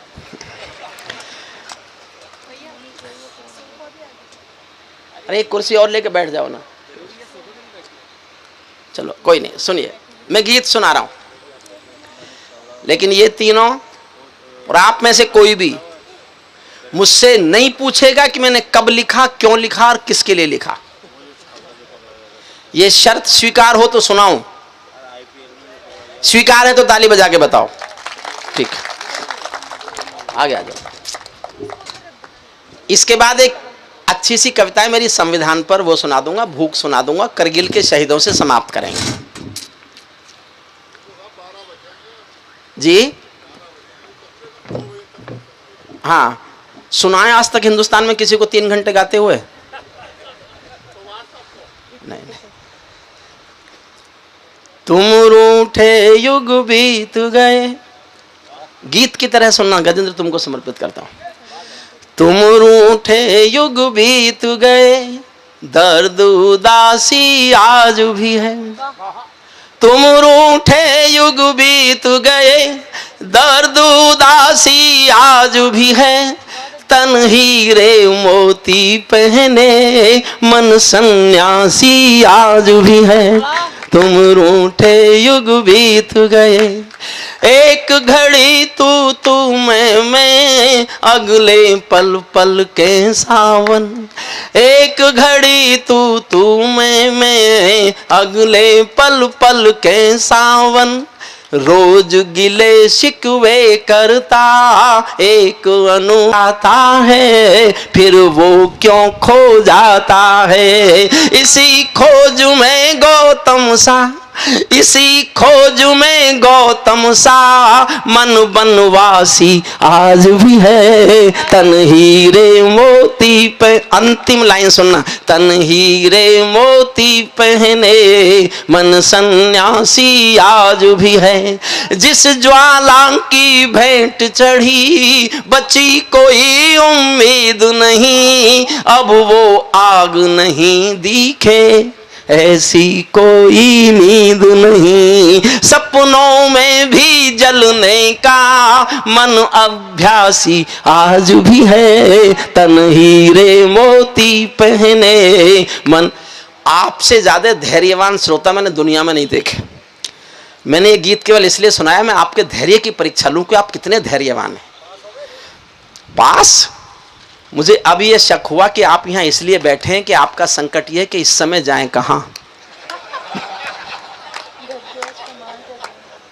सुनिए, मैं एक संविधान पर कविता सुनाता। हुजूर वापस आ जाओ, मणिपुर में मंत्री बनवा दूंगा आप जो उठेगा। देखिए, मैंने 20-22 साल संविधान पढ़ाया। मैंने इसलिए कविता लिखी, जब मैं संविधान पढ़ा के घर लौटता था तो मैं रोज ये सोचता था कि किताब में जो लिखा है वो तो देश में नहीं होता, और जो देश में हो रहा है वो इस किताब में कहीं नहीं लिखा। तुमने सुना नहीं? तो मैं रोज दुखी होता था, पढ़ाता भी था वो जो किताब में लिखा है, पढ़ाई जाता था लेकिन दुखी होता था। तो एक दिन सपने में संविधान आया और संविधान ने मुझसे कहा, बहुत दुखी है कवि? मैंने कहा बहुत दुखी हूं, पढ़ा कुछ रहा हूं, हो कुछ रहा है। बोले तुमने कभी मेरे बारे में सोचा, मेरी पीड़ा के बारे में सोचा, मुझे हिंदुस्तान की सियासत ने कितने कांटे दिए, कभी इस बारे में सोचा? तो मेरी पूरी कविता भारत के संविधान का बयान है। मैं कहीं नहीं बोलता, समझने के लिए बस इतनी एक लाइन समझ लो कि यह भारत का संविधान बोल रहा है, अपने आंसू रो रहा है, अपनी चीख, अपना क्रंदन, अपना दर्द गा रहा है। यह बता रहा है कि मेरे साथ जो सियासत ने सलूक किया यह उसकी एक व्यथा कथा है। थोड़ी सी मुश्किल कविता है लेकिन ऐसा नहीं कि समझ में नहीं आए। सुनिएगा, मैं भारत का संविधान हूं, लाल किले से बोल रहा हूं। किसी ने कहा लाल किले से क्यों बोला? मैंने कहा संविधान में कोई बोलने ही नहीं दे रहा था। संसद में वॉकआउट चल रहा था तो मैं लाल किले की ओर फूट लिया, तो मैं वहां से बोल लिया। मौन मत बैठना, कोशिश करूंगा। मैंने बहुत सहज बनाने की कोशिश की है कविता। मैं गांव का आदमी हूं, किसान का बेटा हूं।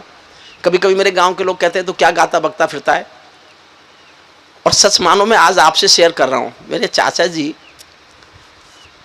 ये कहते थे भाई तुझे पैसे मिलते होंगे थोड़े बहुत गाने बजाने के। मैंने कहा जी हाँ मिलते हैं। बोले ये काम अच्छा नहीं है, ये तो हमारे गांव में भी आते हैं गा के मांगने वाले वो मुझे आज तक वही समझते हैं और मैं भी खुद भी सचमुच वही समझता हूं, और इसके सिवा हूं भी क्या। सुनिए मन से कविता सुनिए। मैं भारत का संविधान हूं, लाल किले से बोल रहा हूं, मेरा अंतर मन घायल है, दिल की गांठें खोल रहा हूं। थोड़ा सा दिमाग लगाना पड़ेगा। मैं भारत का संविधान हूं, लाल किले से बोल रहा हूं, मेरा अंतर मन घायल है, दिल की गांठें खोल रहा हूं। मैं शक्ति का अमर गर्व हूं, आजादी का विजय पर्व हूं, पहले राष्ट्रपति का गुण हूं, बाबा भीमराव का मन हूं। मैं बलिदानों का चंदन हूं, कर्तव्यों का अभिनंदन हूं, लोकतंत्र का उद्बोधन हूं, अधिकारों का संबोधन हूं। मैं आचरणों का लेखा हूं, कानूनी लक्ष्मण रेखा हूं। कभी कभी मैं रामायण हूं, कभी कभी गीता होता हूं। कभी कभी मैं रामायण हूं, कभी कभी गीता होता हूं। रावण वध पर हंस लेता हूं, दुर्योधन हट पर रोता हूं। मैं भारत का संविधान हूं, इतनी तालियों से काम चल जाएगा। मैं भारत का संविधान हूं, लाल किले से बोल रहा हूं, मेरे वादे समता क्या था मुझ में और बनाया क्या। मेरे वादे समता के हैं, दीन दुखी से ममता के हैं, कोई भूखा नहीं रहेगा, कोई आंसू नहीं बहेगा। जहां दिल में तीर सा चुभे तालियां उठा देना, मुझे गलतफहमी हो जाएगी कि मेरी बात समझी जा रही है। मेरे वादे समता के हैं, दीन दुखी से ममता के हैं, कोई भूखा नहीं रहेगा, कोई आंसू नहीं बहेगा। मेरा मन क्रंदन करता है जब कोई भूखा मरता है। मैं जब से आबाद हुआ हूं, अपनों से बर्बाद हुआ हूं। मैं ऊपर से हरा भरा हूं, मैं ऊपर से हरा भरा हूं, संसद में 100 बार मरा हूं। मैं भारत का संविधान हूं, लाल किले से बोल रहा हूं, मैं भारत का संविधान हूं। मैंने तो उपहार दिए हैं, मौलिक भी अधिकार दिए हैं, धर्म कर्म संसार दिया है, जीने का अधिकार दिया है, सबको भाषण की आजादी, कोई भी बन जाओ गांधी। यहां से कविता शुरू होती है। एक एक लाइन सुनना साहब। सबको भाषण की 125 करोड़ लोगों से भारत का संविधान बात कर रहा है। सबको भाषण की आजादी, कोई भी बन जाओ गांधी, लेकिन तुमने अधिकारों का, एक एक लाइन पर मन मांगता हूं, लेकिन तुमने अधिकारों का मुझ में लिखे उपचारों का ये कैसा उपयोग किया है, सब नाजायज भोग किया है, मेरा यूं अनुकरण किया है, मेरा यूं अनुकरण किया है जैसे सीता हरण किया है। मैं भारत का संविधान हूं, लाल किले से बोल रहा हूं, मैं भारत का संविधान हूं। मैंने तो समता सौंपी थी, तुमने फर्क व्यवस्था कर दी, मैंने न्याय व्यवस्था दी थी, तुमने नर्क व्यवस्था कर दी। हर मंजिल थैली कर डाली, गंगा भी मैली कर डाली, शांति व्यवस्था हास्य हो गई, विस्फोटों का भाष्य हो गई।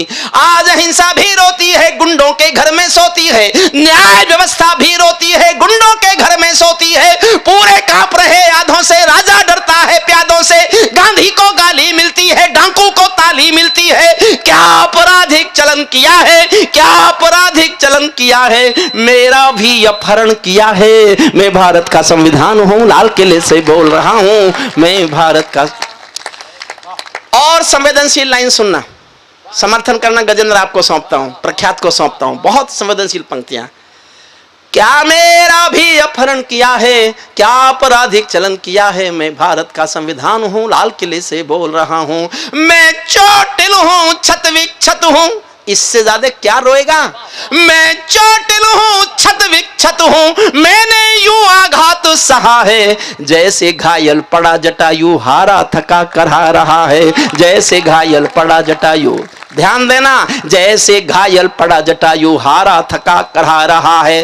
जिंदा हूं या मरा पड़ा हूं, जिंदा हूं या मरा पड़ा हूं, अपनी नब्ज टटोल रहा हूं। मैं भारत का संविधान हूं, लाल किले से बोल रहा हूं, मैं भारत का और गंभीर होना, मेरे बदकिस्मत लिखे हैं, मैंने काले दिन देखे हैं, मेरे भी जज्बात जले हैं जब दिल्ली गुजरात जले हैं। हिंसा गली गली देखी है मैंने, रेल जली देखी है, संसद पर हमला देखा है, अक्षरधाम जला देखा है। मैं दंगों में जला पड़ा हूँ, आरक्षण से छला पड़ा हूँ, मुझे निठारी नाम मिला है, खूनी नंदी ग्राम मिला है, माथे पर मजबूर लिखा है, सीने पर सिंगूर लिखा है, गर्दन पर जो दाग दिखा है ये लश्कर का नाम लिखा है। मैं भारत का संविधान हूं, लाल किले से बोल रहा हूं, मैं भारत का संविधान हूं।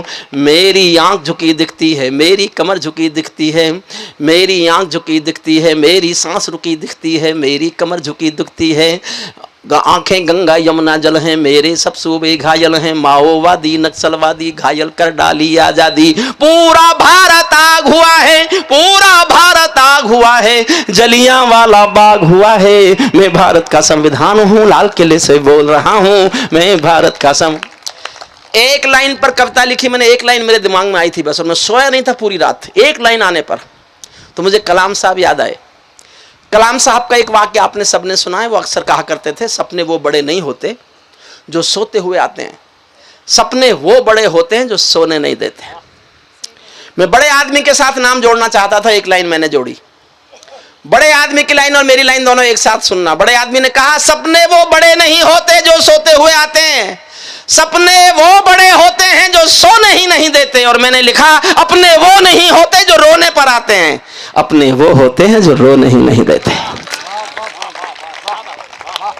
मेरा गलत अर्थ करते हो एक लाइन पर, उसे एक लाइन को पकड़ लेना, मैं समझूंगा मैं दुनिया के सबसे अच्छे श्रोता आप।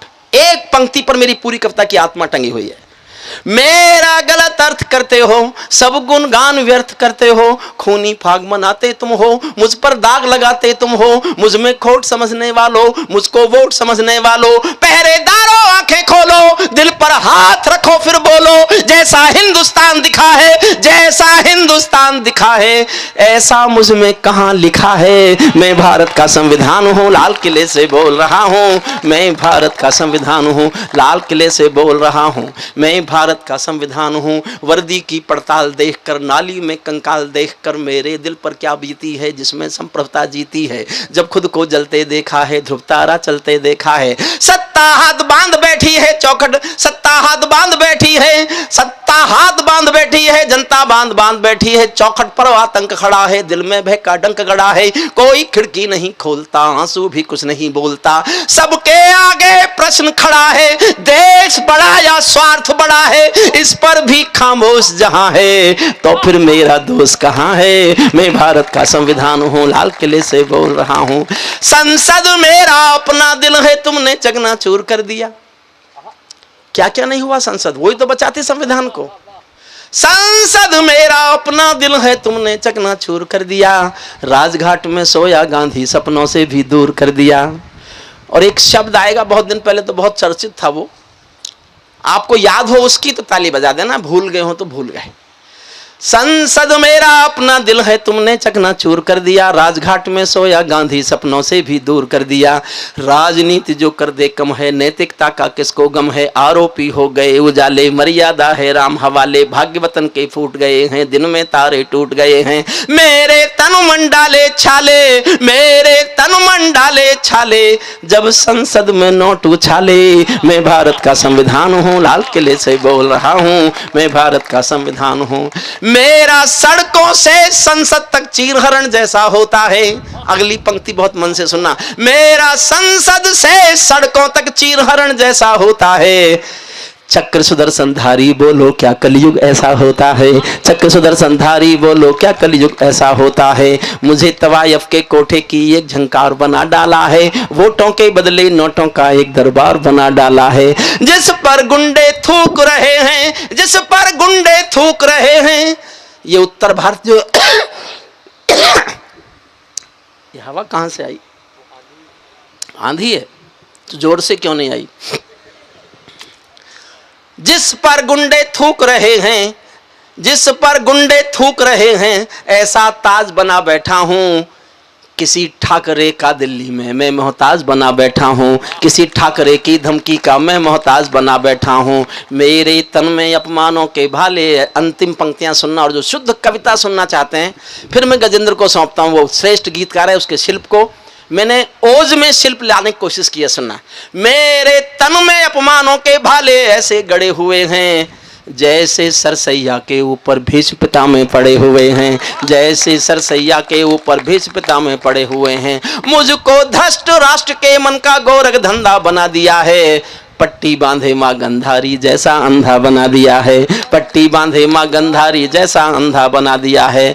पट्टी बांधे माँ गंधारी जैसा अंधा बना दिया है। छोटे कद के अवतारों ने मुझको बौना समझ लिया है। अपनी अपनी खुदगर्जी के लिए खिलौना समझ लिया है। मैं लोहू में लथपथ होकर, अंतिम पंक्तियां, मैं लोहू में लथपथ होकर, मैं लोहू में लथपथ होकर जनपथ हर पथ डोल रहा हूं। शायद नया खून जागेगा, इसीलिए मैं खोल रहा हूं। मैं भारत का संविधान हूं, लाल किले से बोल रहा हूं। मैं कब जाओगे भाई घर आप लोग? अच्छा, एक और कविता सुनाता हूं, सुनिए। एक चंद्रशेखर आजाद पर कविता। कोई उठे नहीं साहब इसमें। आदरणीय सरदार जी बैठ, एक अच्छी कविता सुने।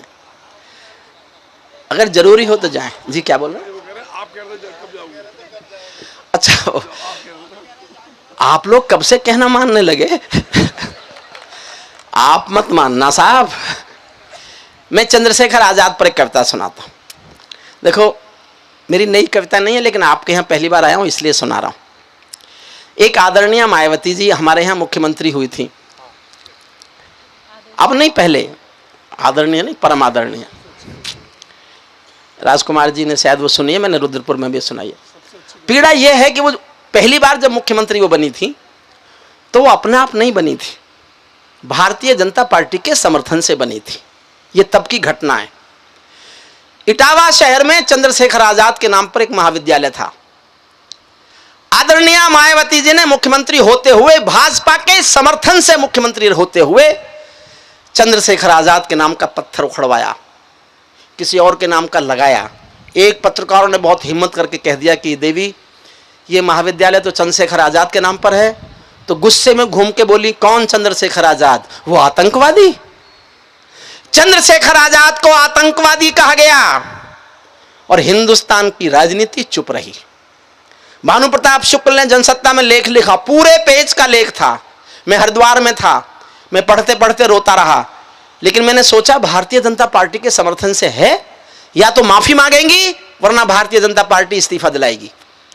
कुछ भी नहीं हुआ, चर्चा ही नहीं हुई। मैं उन दिनों वाजपेयी साहब से मिलता था, अडवाणी जी से मिल लेता था, मैं दोनों के पास गया कि आपके समर्थन से कोई मुख्यमंत्री चंद्रशेखर आजाद को आतंकवादी बताएगा? दोनों नहीं बोले, दोनों चुप रहे। जब मैंने वाजपेयी साहब को ज्यादा कुरेदा तो धीरे से ये कह दिया, क्या इस पर हम सरकार गिरा दें? मैंने कहा आप चुप रहिए, आपकी कोई मजबूरी होगी, मेरी कोई मजबूरी नहीं है। मैं एक कविता लेके जनता के बीच जा रहा हूं। और मैं उन्हीं दिनों एक कविता लेके जनता के बीच आ गया। आज भी वो इसलिए प्रासंगिक है, हिंदुस्तान में शहीदों का सम्मान कम होता कम है, अपमान ज्यादा होता है। हम नहीं कहते आप उनका सम्मान कीजिए, बस हम ये कहना चाहते हैं हमारे शहीदों का अपमान मत कीजिए, मत कीजिए। एक कविता सुनाता हूं मैं, उस समय कविता है, और इसके बाद सरदार जी के पीछे पीछे सब जाना। जैसे उन्होंने मेरा कहना माना ऐसे सब मान जाना। या करगिल और सुन लेना इसके बाद। सुन, अच्छा ये तीनों भी ये सोच रहे हैं कि कब प्राण छूटे। मन तो मेरा भी करता है झूमू नाचूं गाऊं में, मन तो मेरा भी करता है झूमू नाचूं गाऊं में, आजादी की सौगातों पर सौ सौ गीत सुनाऊं मैं, लेकिन शबनम वाला वातावरण कहां। तालियां बजाते रहोगे तो जब तक बजाते रहोगे तब तक सुनाता रहूंगा। देखो एक बात समझ लो, हरिओम पंवार कोई कवि है ही नहीं। हरिओम पंवार एक आग का नाम हुआ था। ऐसी आग का नाम हरिओम पंवार है जिसको छुओगे तो जलोगे भी तुम, और छू नहीं सके तो छूने के लिए बहुत साल तरसोगे भी तुम। बिलासपुर में 40 साल बाद आया, मैंने 40 साल पहले कवि हो गया था मैं। मन तो मेरा भी करता है झूमू नाचूं गाऊं मैं, आजादी की सौगातों पर सौ सौ गीत सुनाऊं मैं, लेकिन शबनम वाला वातावरण कहां से लाऊं मैं, मेघ मल्हारों वाला अंतःकरण कहां से लाऊं मैं दामन में दर्द तुम्हारे अपने लेकर बैठा हूं, आजादी के टूटे फूटे सपने लेकर बैठा हूं, घाव जिन्होंने भारत माता को गहरे दे रखे हैं, उन लोगों को जेड सुरक्षा के पहरे दे रखे हैं, उन लोगों को जेड सुरक्षा के पहरे दे रखे हैं, जो भारत को बर्बादी की हद तक लाने वाले हैं, वे ही स्वर्ण जयंती का पैगाम सुनाने वाले हैं, वे ही स्वर्ण जयंती का पैगाम सुनाने वाले हैं। आजादी लाने वालों का तिरस्कार तड़फाता है, बलिदानी पत्थर पर थूका बार बार तड़फाता है, इंकलाब की बलबेदी भी जिससे गौरव पाती है, आजादी में उस शेखर को भी गाली दी जाती है। आजादी, ये शहीदों का सम्मान कीजिए आप। आजादी में उस शेखर को भी गाली दी जाती है। मैं दिनकर की परंपरा का चारण हूँ, भूषण की शैली का अल्प उदाहरण हूँ, इसीलिए मैं दरबारों के गीत नहीं गा सकता हूँ, मैं पीड़ा की चीखों में संगीत नहीं ला सकता हूँ, मैं पीड़ा की चीखों में संगीत। मेरा दर्द सुनना और अपनी तालियां जोड़ना, इससे बढ़कर और शर्म की बात नहीं हो सकती थी। पत्थर बदल दिया, कोई मुख्यमंत्री चंद्रशेखर आजाद के नाम का पत्थर बदल दे, इससे बढ़कर और शर्म की बात नहीं हो सकती थी। आजादी के परवानों पर घात नहीं हो सकती थी। कोई बलिदानी शेखर को आतंकी कह जाता है, पत्थर पर से नाम हटाकर कुर्सी पर रह जाता है, पत्थर पर से नाम हटाकर कुर्सी पर रह जाता है। गाली की भी कोई सीमा है, कोई मर्यादा है, ये घटना तो देशद्रोह की परिभाषा से ज्यादा है। मेरी आंखों में पानी है, सीने में चिंगारी है, राजनीति ने कुर्बानी के दिल पर ठोकर मारी है। सारे वतन पुरोधा चुप थे, कोई कहीं नहीं बोला। मेरी पीड़ा यह है, सियासत में किसी ने बयान नहीं दिया क्योंकि किसी का वोट बैंक से मतलब नहीं था, लेकिन मैंने कल्पना यह की कि जिन शहीदों ने आकाश में सुना होगा कि आज एक हमारे साथी को आतंकवादी कहा जा रहा है, उन पर क्या गुजरी होगी। इस सौंदर्य को जीना मेरे साथ, इस कविता का यही सौंदर्य है कि उन शहीदों की आत्मा पर क्या गुजरी होगी। वो कहीं सुन रहे होंगे कि आज उत्तर प्रदेश में जिनके लिए हम शहीद हुए उनको सरकार में बैठे लोग, राजनीति पर बैठे लोग, मुख्यमंत्री की कुर्सी पर बैठे लोग आतंकवादी बता रहे हैं। तब सुनना, सारे वतन पुरोधा चुप थे, कोई कहीं नहीं बोला, लेकिन कोई ये ना समझे कोई खून नहीं खोला। सुनकर बलिदानी बेटों का धीरज डोल गया होगा, मंगल पांडे फिर शोणित की भाषा बोल गया होगा, मंगल पांडे फिर शोणित की भाषा बोल गया होगा। सुनकर हिंद महासागर की लहरें तड़प गई होंगी, शायद बिस्मिल की गजलों की बहरें तड़प गई होंगी, नील गगन में कोई पुच्छल तारा टूट गया होगा, अशफाकुल्ला की आंखों में लावा फूट गया होगा, अशफाकुल्ला की आंखों में लावा फूट गया होगा। भारत मां पर मरने वाला टोला भी रोया होगा, आजादी का रंग बसंती चोला भी रोया होगा, चुपके चुपके रोया होगा संगम तीरथ का पानी, आंसू आंसू रोई होगी धरती की चुनरदा। फिर प्यार चाहता हूं आपका, चुपके चुपके रोया होगा संगम तीरथ का पानी, आंसू आंसू रोई होगी धरती की चुनरधानी, एक समंदर रोई होगी भगत सिंह की कुर्बानी। क्या ये ही सुनने की खातिर फांसी झूले सेनानी, क्या ये ही सुनने की खातिर फांसी झूले। गुस्सा बहुत था साहब, बरसात हो रही थी, मैं हरिद्वार में गंगा के किनारे बैठा था बारिश में, मुझे नहीं पता ये मेरी आंखों में आंसू है कि पानी बारिश का है। मैंने 4 लाइन लिखी, अपने गुस्से को कैसे दिखाया। गुरु गोविंद जी के बेटे बैठे, उनसे ज्यादा बहादुर कौम में किसी को मानता नहीं, उनके सामने पढ़ रहा हूं। अगर आपको लगे मुझे गुस्सा दिखाने का हक था तो मुझे बहुत प्यार दे के भेजना यहां से। चुपके चुपके रोया होगा संगम तीरथ का पानी, आंसू आंसू रोई होगी भगत सिंह की कुर्बानी, एक समंदर रोई होगी भगत सिंह की कुर्बानी, क्या ये ही सुनने की खातिर फांसी झूले सेनानी। जहां मरे आजाद पार्क के पत्ते खड़क गए होंगे, अपने गुस्से पर बड़ी मोहर चाहता हूं आज बिलासपुर के लोगों की। जहां मरे आजाद पार्क के पत्ते खड़क गए होंगे, कहीं स्वर्ग में शेखर जी के बाजू फड़क गए होंगे, शायद पल दो पल को उनकी निंदिया भाग गई होगी, फिर पिस्तौल उठा लेने की इच्छा जाग गई होगी, फिर पिस्तौल उठा लेने की इच्छा, फिर पिस्तौल। बहुत बहुत आभारी हूं आपका, बहुत बहुत प्यार दिया आपने, जीवन में कभी नहीं भूलूंगा। फिर पिस्तौल उठा लेने की। शेखर पर 1 मिनट सुनना। जब मैंने कविता लिखनी शुरू की तो मैंने पढ़ा उनके बारे में, बहुत बातें आप सब जानते हो, लेकिन 2 बातें वो बता रहा हूं जो आप नहीं जानते। 780 पुलिस वाले इसलिए थे अंग्रेजों की फौज में कि वो शेखर को पहचान लें, केवल इसलिए नौकरी दी गई थी उनको कि वो शेखर को पहचाने, बस 780 लोगों को। और साहब उनको पढ़ते पढ़ते एक वाक्य मैंने ऐसा पढ़ा जैसा दुनिया में किसी क्रांतिकारी के जीवन में पढ़ने को नहीं मिलता। गरीब माँ बाप का बेटा था चंद्रशेखर आजाद, इकलौता था, कोई भाई बहन नहीं था। मध्य प्रदेश में झाबुआ जिले में भावरा गांव में रहते थे उनके माता पिता। वो खजाने लूटते थे सरकारी आजादी के आंदोलन के लिए। वो पैसा जिस संदूक में होता था उसकी चाबी चंद्रशेखर आजाद के पास रहती थी।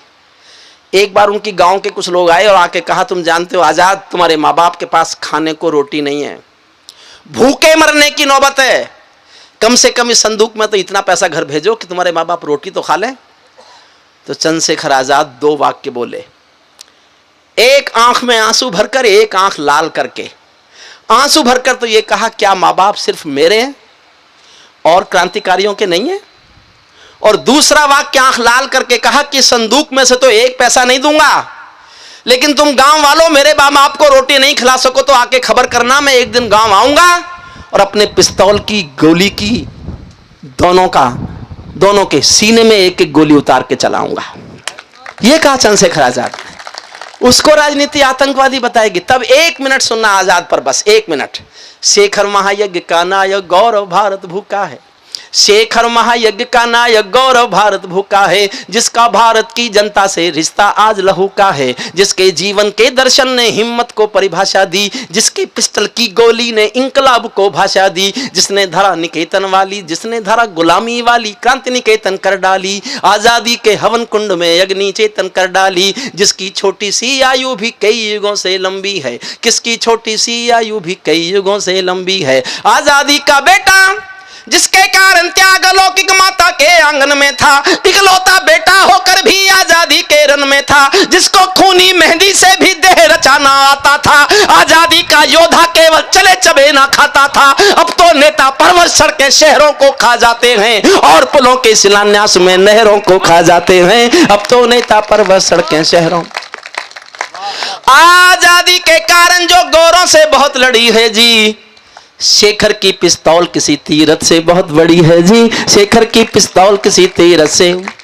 और मेरे छोटे भाई हैं राजकुमार, बहुत आदर देते हैं, भाजपा के एमएलए हैं। अगर मैंने एक छंद नहीं सुनाया तो वो समझेंगे कि प्रचंड बहुमत यूपी में आ गया, प्रचंड बहुमत दिल्ली में आ गया, इसलिए हरिओम पवार डर गया। और फिर मैं कह रहा हूं मैं कुछ भी हो सकता हूं, डरने वाला तो हो ही नहीं सकता। उसी समय लिखा मैंने, क्योंकि भाजपा के समर्थन से थी, वो अपने आप होती कुछ भी कर लेती। तब के बाद अब पहली बार अब समर्थन मिला है, पहली बार।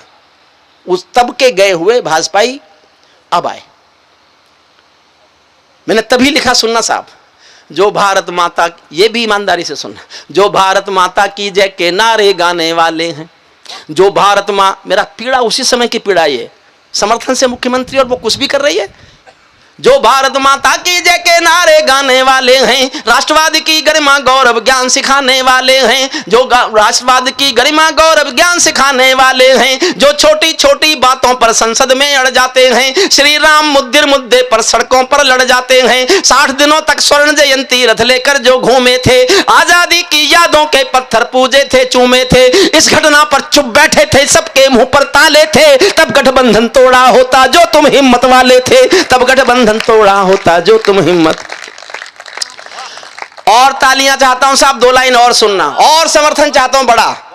तुम सत्ता में शामिल थे, तब गठबंधन तोड़ा होता, इस घटना पर चुप बैठे थे, सबके मुंह पर ताले थे, तब गठबंधन तोड़ा होता जो तुम हिम्मत वाले थे। तुम सत्ता में शामिल थे, 2 टूक डांट भी सकते थे, तुम सत्ता में शामिल थे, 2 टूक डांट भी सकते थे, जो जीभ शहीदों पर थूके वो जीभ काट भी सकते थे। अंतिम छंद सुनिए साहब, जो सीने पर गोली खाने को आगे बढ़ जाते थे, जो सीने पर गोली खाने को आगे बढ़ जाते थे, भारत माता की जय कहकर फांसी पर चढ़ जाते थे, जिन बेटों ने आजादी के लिए जवानी दे डाली, आजादी के हवन कुंड के लिए कहानी दे डाली, दूर गगन के तारे उनके नाम दिखाई देते हैं, दूर गगन के तारे उनके नाम दिखाई देते हैं, उनके स्मारक भी चारों धाम दिखाई देते हैं, उनके स्मारक भी चारों धाम दिखाई देते हैं। वे देवों की लोकसभा के अंग बने बैठे होंगे, पूछते हैं लोग वो कहां और तुम कहां, तुम बासी अखबारों में और वो देवलोक में।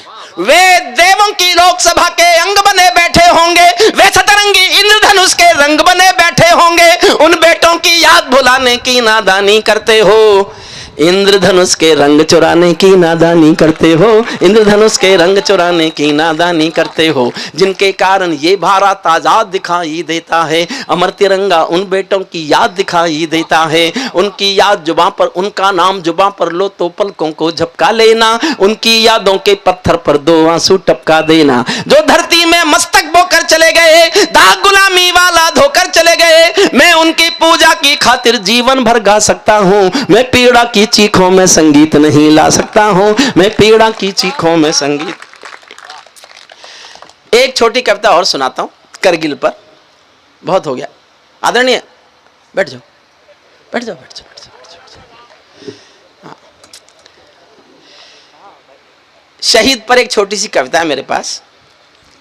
देखिए मैं अभी एक बीमारी से निकला हूं और अपने ड्राइवर को मैं रिश्वत दूंगा इस बात की, वो जाके ये ना बताए घर पे कि मैंने कितनी देर कविता पाठ किया। तो डॉक्टर तो मना ही करते हैं कि पढ़ो ही मत।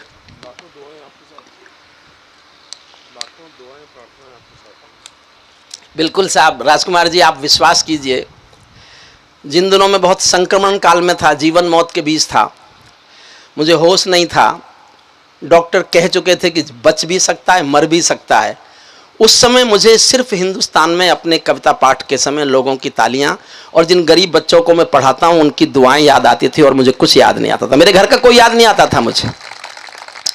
मैंने शादी नहीं की, मैं 850 गरीब बच्चे पढ़ाता हूं इस समय।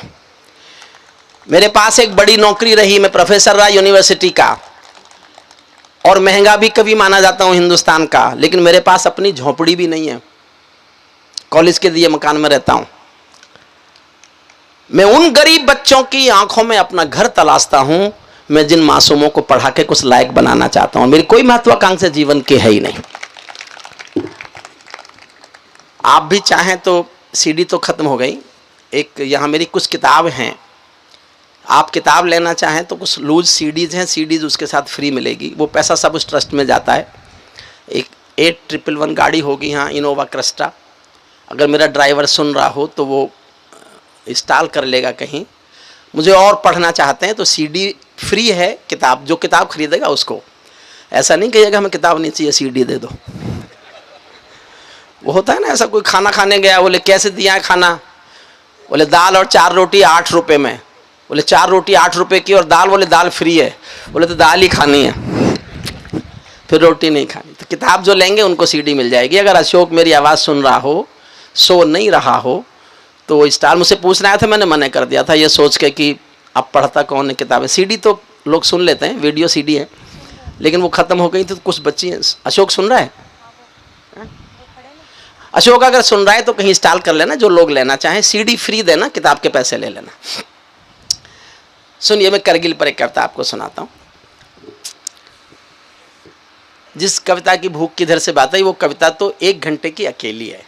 इतना स्ट्रेस मुझे मत डलवाइए। देखिए बहुत हो जाएगा, बहुत हो जाएगा। कितना टाइम हुआ है? 1:45 बज गए, मुझे पढ़ते हुए 1:45 घंटे हो गए। और अब हिंदुस्तान में मैं दावा करता हूँ, देश में कभी भी किसी भी कवि से आप 2 घंटे कविताएं नहीं सुन सकते, नहीं सुन सकते। मैं केवल कविताएं सुना रहा हूँ। बीच में अगर मुझे कुछ और बोलना हो तो, जैसे एक हेलीकॉप्टर में 4 लोग जा रहे थे, ये अब कवि सम्मेलन सुना था, और ये चुटकुला है, पता नहीं किसका है। सब सुनाते हैं हमारे मंचों पर। क्या होता है, कवि कोई, चुटकुले वही। हेलीकॉप्टर में 4 लोग जा रहे थे, एक पायलट था, एक प्रोफेसर था, एक नेताजी थे, एक बच्चा था। अचानक पायलट ने सूचना दी कि हेलीकॉप्टर में खराबी आ गई, अगले 5 मिनट में इसमें आग लगेगी। हमारे पास पैराशूट 3 हैं, आदमी 4 हैं, जो देश के लिए जरूरी है, जल्दी कूद जाए। इतना सुनना था कि नेताजी कूद गए। उसके बाद प्रोफेसर कूद गया। अब एक पैराशूट बचा और लोग 2, पायलट और बच्चा। पायलट ने आंखों में आंसू भर के बच्चे से कहा, हमको तो देश पर मरना सिखाया जाता है बेटे, तुम देश का भविष्य हो, पैराशूट एक बचा है, तुम लेके कूद जाओ। बच्चा बोला, पायलट अंकल रोने की जरूरत नहीं है, पैराशूट 2 बचे हैं। पायलट ने पूछा, 2 कैसे बचे? बच्चा बोला, 2 ऐसे बचे कि नेताजी तो जल्दबाजी में मेरा बस्ता लेके कूद गए। क्या करेंगे आप? एक प्राइमरी स्कूल में इंस्पेक्टर आ गया। मैं सांस ले रहा हूं, 1.5 घंटा गाते हुए हो गया, थोड़ा सांस ले लूं। सांस लेनी है। जिसके सांस नहीं होती वो सांस ही लेता है। सरदार जी अब जा सकते हैं, मैं समझता हूँ। हाँ, कोई नहीं। आपने बहुत समय दिया, बहुत मन से सुना, हम आपके आभारी हैं। और सरदार जी के सम्मान में एक बार ये सदन जोरदार तालियां बजाए। आप स्कूल के बेटे हैं, जिस स्कूल पर हिंदुस्तान को नाज है, हिंदुस्तान गर्व करता है। इंस्पेक्टर आ गया स्कूल में, एक बच्चे को खड़ा कर लिया, उससे बोला, बताओ उत्तर प्रदेश का मुख्यमंत्री कौन है? बच्चा बोला, रामलाल। इंस्पेक्टर को गुस्सा आ गया, बोले, तुम्हारा स्कूल से नाम काटना पड़ेगा, तुमको इतना नहीं पता तुम्हारा मुख्यमंत्री कौन है? बोले, आप मेरा नाम काट ही नहीं सकते, मैं यहां का विद्यार्थी हूं ही नहीं। मैं तो गाय चराने आया था पड़ोस में। मास्टर जी ने कहा, बच्चे कम है, स्कूल में इंस्पेक्टर आ रहा है, तो क्लास में बैठ जा, 2 रुपए मिलेंगे। अब तुम ये बताओ, तुम दोगे कि मास्टर जी देंगे? इंस्पेक्टर को और गुस्सा आया, उसने टीचर को बुलाया, उसने कहा, ये क्या आपके बच्चे, ये क्या इतना भी नहीं जानते? टीचर बोला, साहब मुझे क्यों डांट रहे हो, मैं यहां टीचर हूं ही नहीं। टीचर मेरा भाई है, आज मुकदमा लड़ने चला गया, मुझसे कह गया था इंस्पेक्टर आ रहा है, बच्चों को घेर के बैठ जाना। इंस्पेक्टर गुस्से में प्रिंसिपल के कमरे में घुसा, प्रधान अध्यापक के कमरे में। उसने, क्या होता है आपके यहाँ, बच्चे नकली, टीचर नकली? उसने धीरे से 10,000 की गड्डी निकाली और ऊपर रख के बोला, जी असली मैं भी नहीं हूं, असली मेरा बेटा है, किराने की दुकान चलाता है, आज सामान लेने गया है, मुझसे कह गया था, लेकिन ये कह गया था कि इंस्पेक्टर साहब आएंगे, 10,000 रुपये दे देना, जहां जहां दस्तखत होने सब कर जाएंगे। इंस्पेक्टर ने नोट अपनी तरफ सरकाए और बोले, वो तो मैं हूं जो केवल 10,000 में मान रहा हूं, अगर असली इंस्पेक्टर आ जाता तो। अच्छा, इस चुटकुले को मैंने आगे बढ़ाया है। मास्टर जी बोले, इंस्पेक्टर साहब जहां के बच्चे नकली, जहां का टीचर नकली, जहां का प्रिंसिपल नकली, नोट देख लेना कैसे। हो सकता है ये भी ना। एक कविता सुन लीजिए अंत में और फिर हम विदा लेंगे। कोई आके धन्यवाद करेंगे अगर यहां परंपरा हो तो, जनता का। राजकुमार जी का बहुत बहुत आभार। वो आपके पड़ोस के एमएलए हैं, लेकिन उन्होंने जितना समय हमें दिया हमें बहुत अच्छा लगा। एक बार अपने इस जनप्रतिनिधि के लिए भी, जो बहुत लोकप्रिय ही होंगे, मुझे बताया गया कि इस बार सर्वाधिक वोटों से वो जीते। और जब नतीजे आए थे मैं तो सोच रहा था कि ठकरायल राजकुमार जी मुझे मंत्री के रूप में मिलेंगे, और मैं आशा करता हूं, दुआ दे के जाता हूं कि वो बहुत जल्द हमें मंत्री के रूप में मिलें। लेकिन हरिओम पवार को सुनने के लिए खुद पैसे खर्च करें, बिलासपुर वालों के पैसे के बल पे ना सुने। हाँ, ऐसा नहीं मुझे बुलाते हैं, मैं ही नहीं आ पाता किसी कारणों से, कभी गैर हाजिर, कभी कुछ कभी कुछ। ये तो मैं हंसी में इसलिए कह रहा हूं कि मुझ पे हंसना इतना ही आता है बस। मैं तैयार ही हूं, तो सब अक्टूबर तक कहो तो मैं रुद्रपुर ही रह लेता हूं। पर आप मंत्री बन के चले जाओगे तब तक हम दुआ करते हैं। अंतिम कविता सुन लीजिए। देखिए, मेरठ में कैप्टन मनोज तलवार जो मेरे कॉलेज का विद्यार्थी था, उसका शव जिस दिन आया करगिल के युद्ध में, तो मैंने बहुत दूर से पीछे से शव यात्रा में वो देखा। बहुत लंबी लाइन, बहुत भीड़ थी, मैं बहुत पीछे खड़ा था, आंखें गीली थी। मैंने एक छोटी सी कविता लिखी, वो सुन लीजिए। कविता के नाम पर मेरे पास सबसे अच्छा वही है। देखिए, हमारा संवादिक संकट क्या है? हमारी संवेदनाएं मरी, हम संवेदनहीन हो गए। इसका उदाहरण देता हूं मैं आपको। क्या है हमारे देश की संवेदनाओं का स्तर? एक साड़ी की दुकान में एक अमीर महिला लंबी सी कार में महंगी साड़ी पहने हुए आती है और दुकानदार को बुला के बोलती है, जल्दी से एक सस्ती सी साड़ी दिखा दो, मेरी नौकरानी की बेटी की शादी होने वाली है। यह सच्चाई है, अक्सर अमीर महिलाएं यही बोलती होंगी। लेकिन एक सच और यह भी है कि उसी दुकान में 10 मिनट बाद एक 80 साल की बुढ़िया फटी हुई धोती पहने हुए टूटी सी रिक्शा में बैठ के आई और दुकानदार से कहा कि मुझे इस दुकान की सबसे अच्छी साड़ी दिखा दो, मेरी मालकिन की बेटी की शादी होने वाली है। मरते संवेदनाओं के देश को संभालिए, बस मैं केवल ये कहना चाहता हूं। छोटा सा गीत है, मैं गीतकार नहीं हूं। गौरी गीतकार हैं, गजेंद्र गीतकार है, प्रख्यात का शिल्प गीतकार का है। तो मैं छोटी सी एक कविता आपको सुना देता हूं। कि कहाँ गया गजेंद्र? प्रत्यांशु आजा, गजेंद्र आजा आजा। मैं केशव का पांचजन्य भी गहन मौन में खोया हूं। मैं फिर कहता हूं मैं गीतकार नहीं हूं, लेकिन इस कविता में छोटा सा गीतकार बन गया हूं मैं बस। ये अंतिम कविता पढ़ रहा हूं, मुझे पढ़ते हुए 2 घंटे हो जाएंगे। ये रिकॉर्ड नहीं, मेरा 3 घंटे का रिकॉर्ड है, लेकिन मैं डॉक्टर को इतना धोखा नहीं देना चाहता। मैं 1 घंटा उसे बताऊंगा, 1 घंटे का झूठ बोलूंगा। अगर मैं स्वस्थ होता तो मैं बैठ के क्यों पढ़ता, और मैं स्वस्थ होता तो मैं 3 घंटे ही पढ़ता। मुझे आनंद आता है 3 घंटे पढ़ने में। मेरा गला अब खुला है ठीक से, इस कविता को मैं ठीक से पढ़ूंगा, सुनिए। मैं केशव का पांचजन्य भी गहन मौन में खोया हूँ, उन बेटों की याद कहानी लिखते लिखते रोया हूँ, उन बेटों की याद कहानी लिखते लिखते रोया हूँ, जिस माथे की कुमकुम बिंदी वापस लौट नहीं पाई, चुटकी झुमके पायल ले गई कुर्बानी की अमराई, कुछ बहनों की राखी जल गई है बर्फीली घाटी में, वेदी के गठबंधन मिल गए हैं करगिल की माटी में, पर्वत पर कितने सिंदूरी सपने दफन हुए होंगे, 20 बसंतों के मधुमासी जीवन हवन हुए होंगे, टूटी चूड़ी धुला महावर रूठा कंगन हाथों का, कोई मोल नहीं दे सकता बासंती जज्बातों का, कोई मोल नहीं दे सकता बासंती जज्बातों का, जो पहले पहले चुंबन के बाद लाम पर चला गया। एक पल का एहसास मेरे साथ जीना, जो पहले पहले। और अपने राजकुमार भाई को समर्पित करता हूं कविता।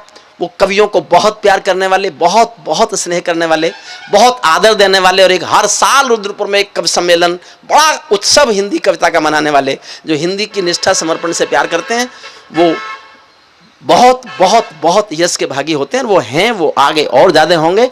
उनको सौंपता हूँ सन्ना मन से। एक पल का एहसास मेरे साथ से जीना। जो पहले पहले चुंबन के बाद लाम पर चला गया, जो पहले पहले चुंबन के बाद लाम पर चला गया, नई दुल्हन की से छोड़कर युद्ध काम पर चला गया, उनको भी मीठी नींदों की करवट याद रही होगी, उनको भी मीठी नींदों की करवट याद रही होगी, खुशबू में डूबी यादों की सलवट याद रही होगी, खुशबू में डूबी यादों की सलवट।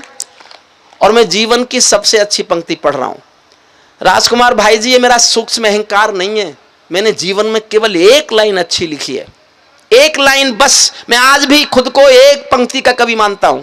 मुझे दुआएं देना, जी भर के तालियां बजाना, मैंने ऐसी 2 लाइन और लिख ली तो मैं महसूस करूंगा मैं भी कवि हो गया हूं। अपने जीवन की सबसे अच्छी पंक्ति राजकुमार जी के मुख्य अतिथि में, गजेंद्र के संचालन में, जनमंच के इस कवि सम्मेलन में पढ़ के जाता हूँ सुनना। उनको भी मीठी नींद, आपके यहाँ आपने देखा होगा, आपके यहाँ ये घटना घटी होंगी, नहीं तो आपने टीवी पर देखा होगा। उनको भी मीठी नींदों की करवट याद रही होगी, खुशबू में डूबी यादों की सलवट याद रही होगी, उन आंखों की 2 बूंदों से 7 सागर हारे हैं, उन आंखों की 2 बूंदों से 7 सागर हारे हैं, जब मेहंदी वाले हाथों ने मंगलसूत्र उतारे हैं, जब मेहंदी वाले हाथों, उन आंखों की 2 बूंदों से 7 सागर हारे हैं, जब मेहंदी वाले हाथों ने मंगलसूत्र उतारे हैं, गीली मेहंदी रोई होगी छुपके घर के कोने में, ताजा काजल छूटा होगा चुपके चुपके रोने में, जब बेटे की अर्थी आई होगी सोने आंगन में, शायद दूध उतरवाया हो बूढ़ी माँ के दामन में, शायद दूध उतरवाया हो बूढ़ी माँ के दामन में। वो विधवा पूरी दुनिया का, सारे संसार के किसी भी मजहब में स्त्री अर्थी को कंधा नहीं देती। राजस्थान में एक भरतपुर के पास गांव है अजान,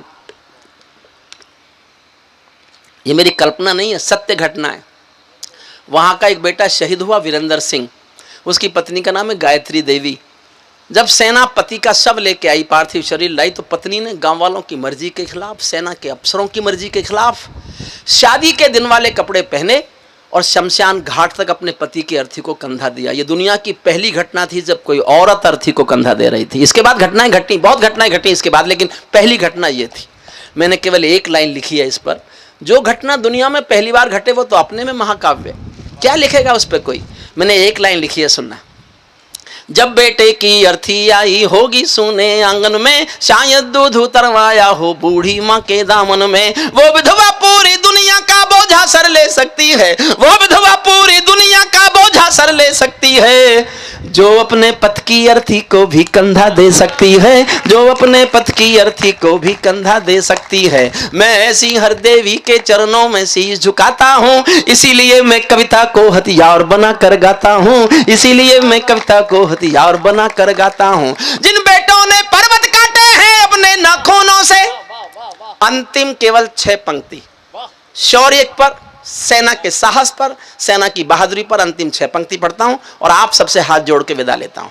जिन बेटों ने पर्वत काटे हैं अपने नाखूनों से, उनकी कोई मांग नहीं है दिल्ली के कानूनों से, उनकी कोई मांग नहीं है दिल्ली के कानूनों से। जो सैनिक सीमा रेखा पर ध्रुव तारा बन जाता है, उस कुर्बानी के दीपक से सूरज भी शर्माता है। गरम दहानों पर तोपों के जो सीने अड़ जाते हैं, उनकी गाथा लिखने को अंबर छोटे पड़ जाते हैं। उनके लिए हिमालय कंधा देने को झुक जाता है, कुछ पल को सागर की लहरों का गर्जन रुक जाता है। उस सैनिक के शव का दर्शन तीर्थ जैसा होता है, चित्र शहीदों का मंदिर की मूरत जैसा होता है, चित्र शहीदों का मंदिर की मूरत जैसा होता है। सच्चा है अपना प्यार तो क्या इस जहां का डर, गुलबन के गुलिस्ता वफा में फिर खिलेंगे हम। अब बिछड़ रहे हैं कोई रंज मत करो, फिर बाहर आएंगी तो फिर मिलेंगे हम। सितारों को आंखों में महफूज रख लो, बड़ी दूर तक रात ही रात होगी। मुसाफिर हो तुम भी, मुसाफिर हैं हम भी, किसी मोड़ पर फिर मुलाकात होगी।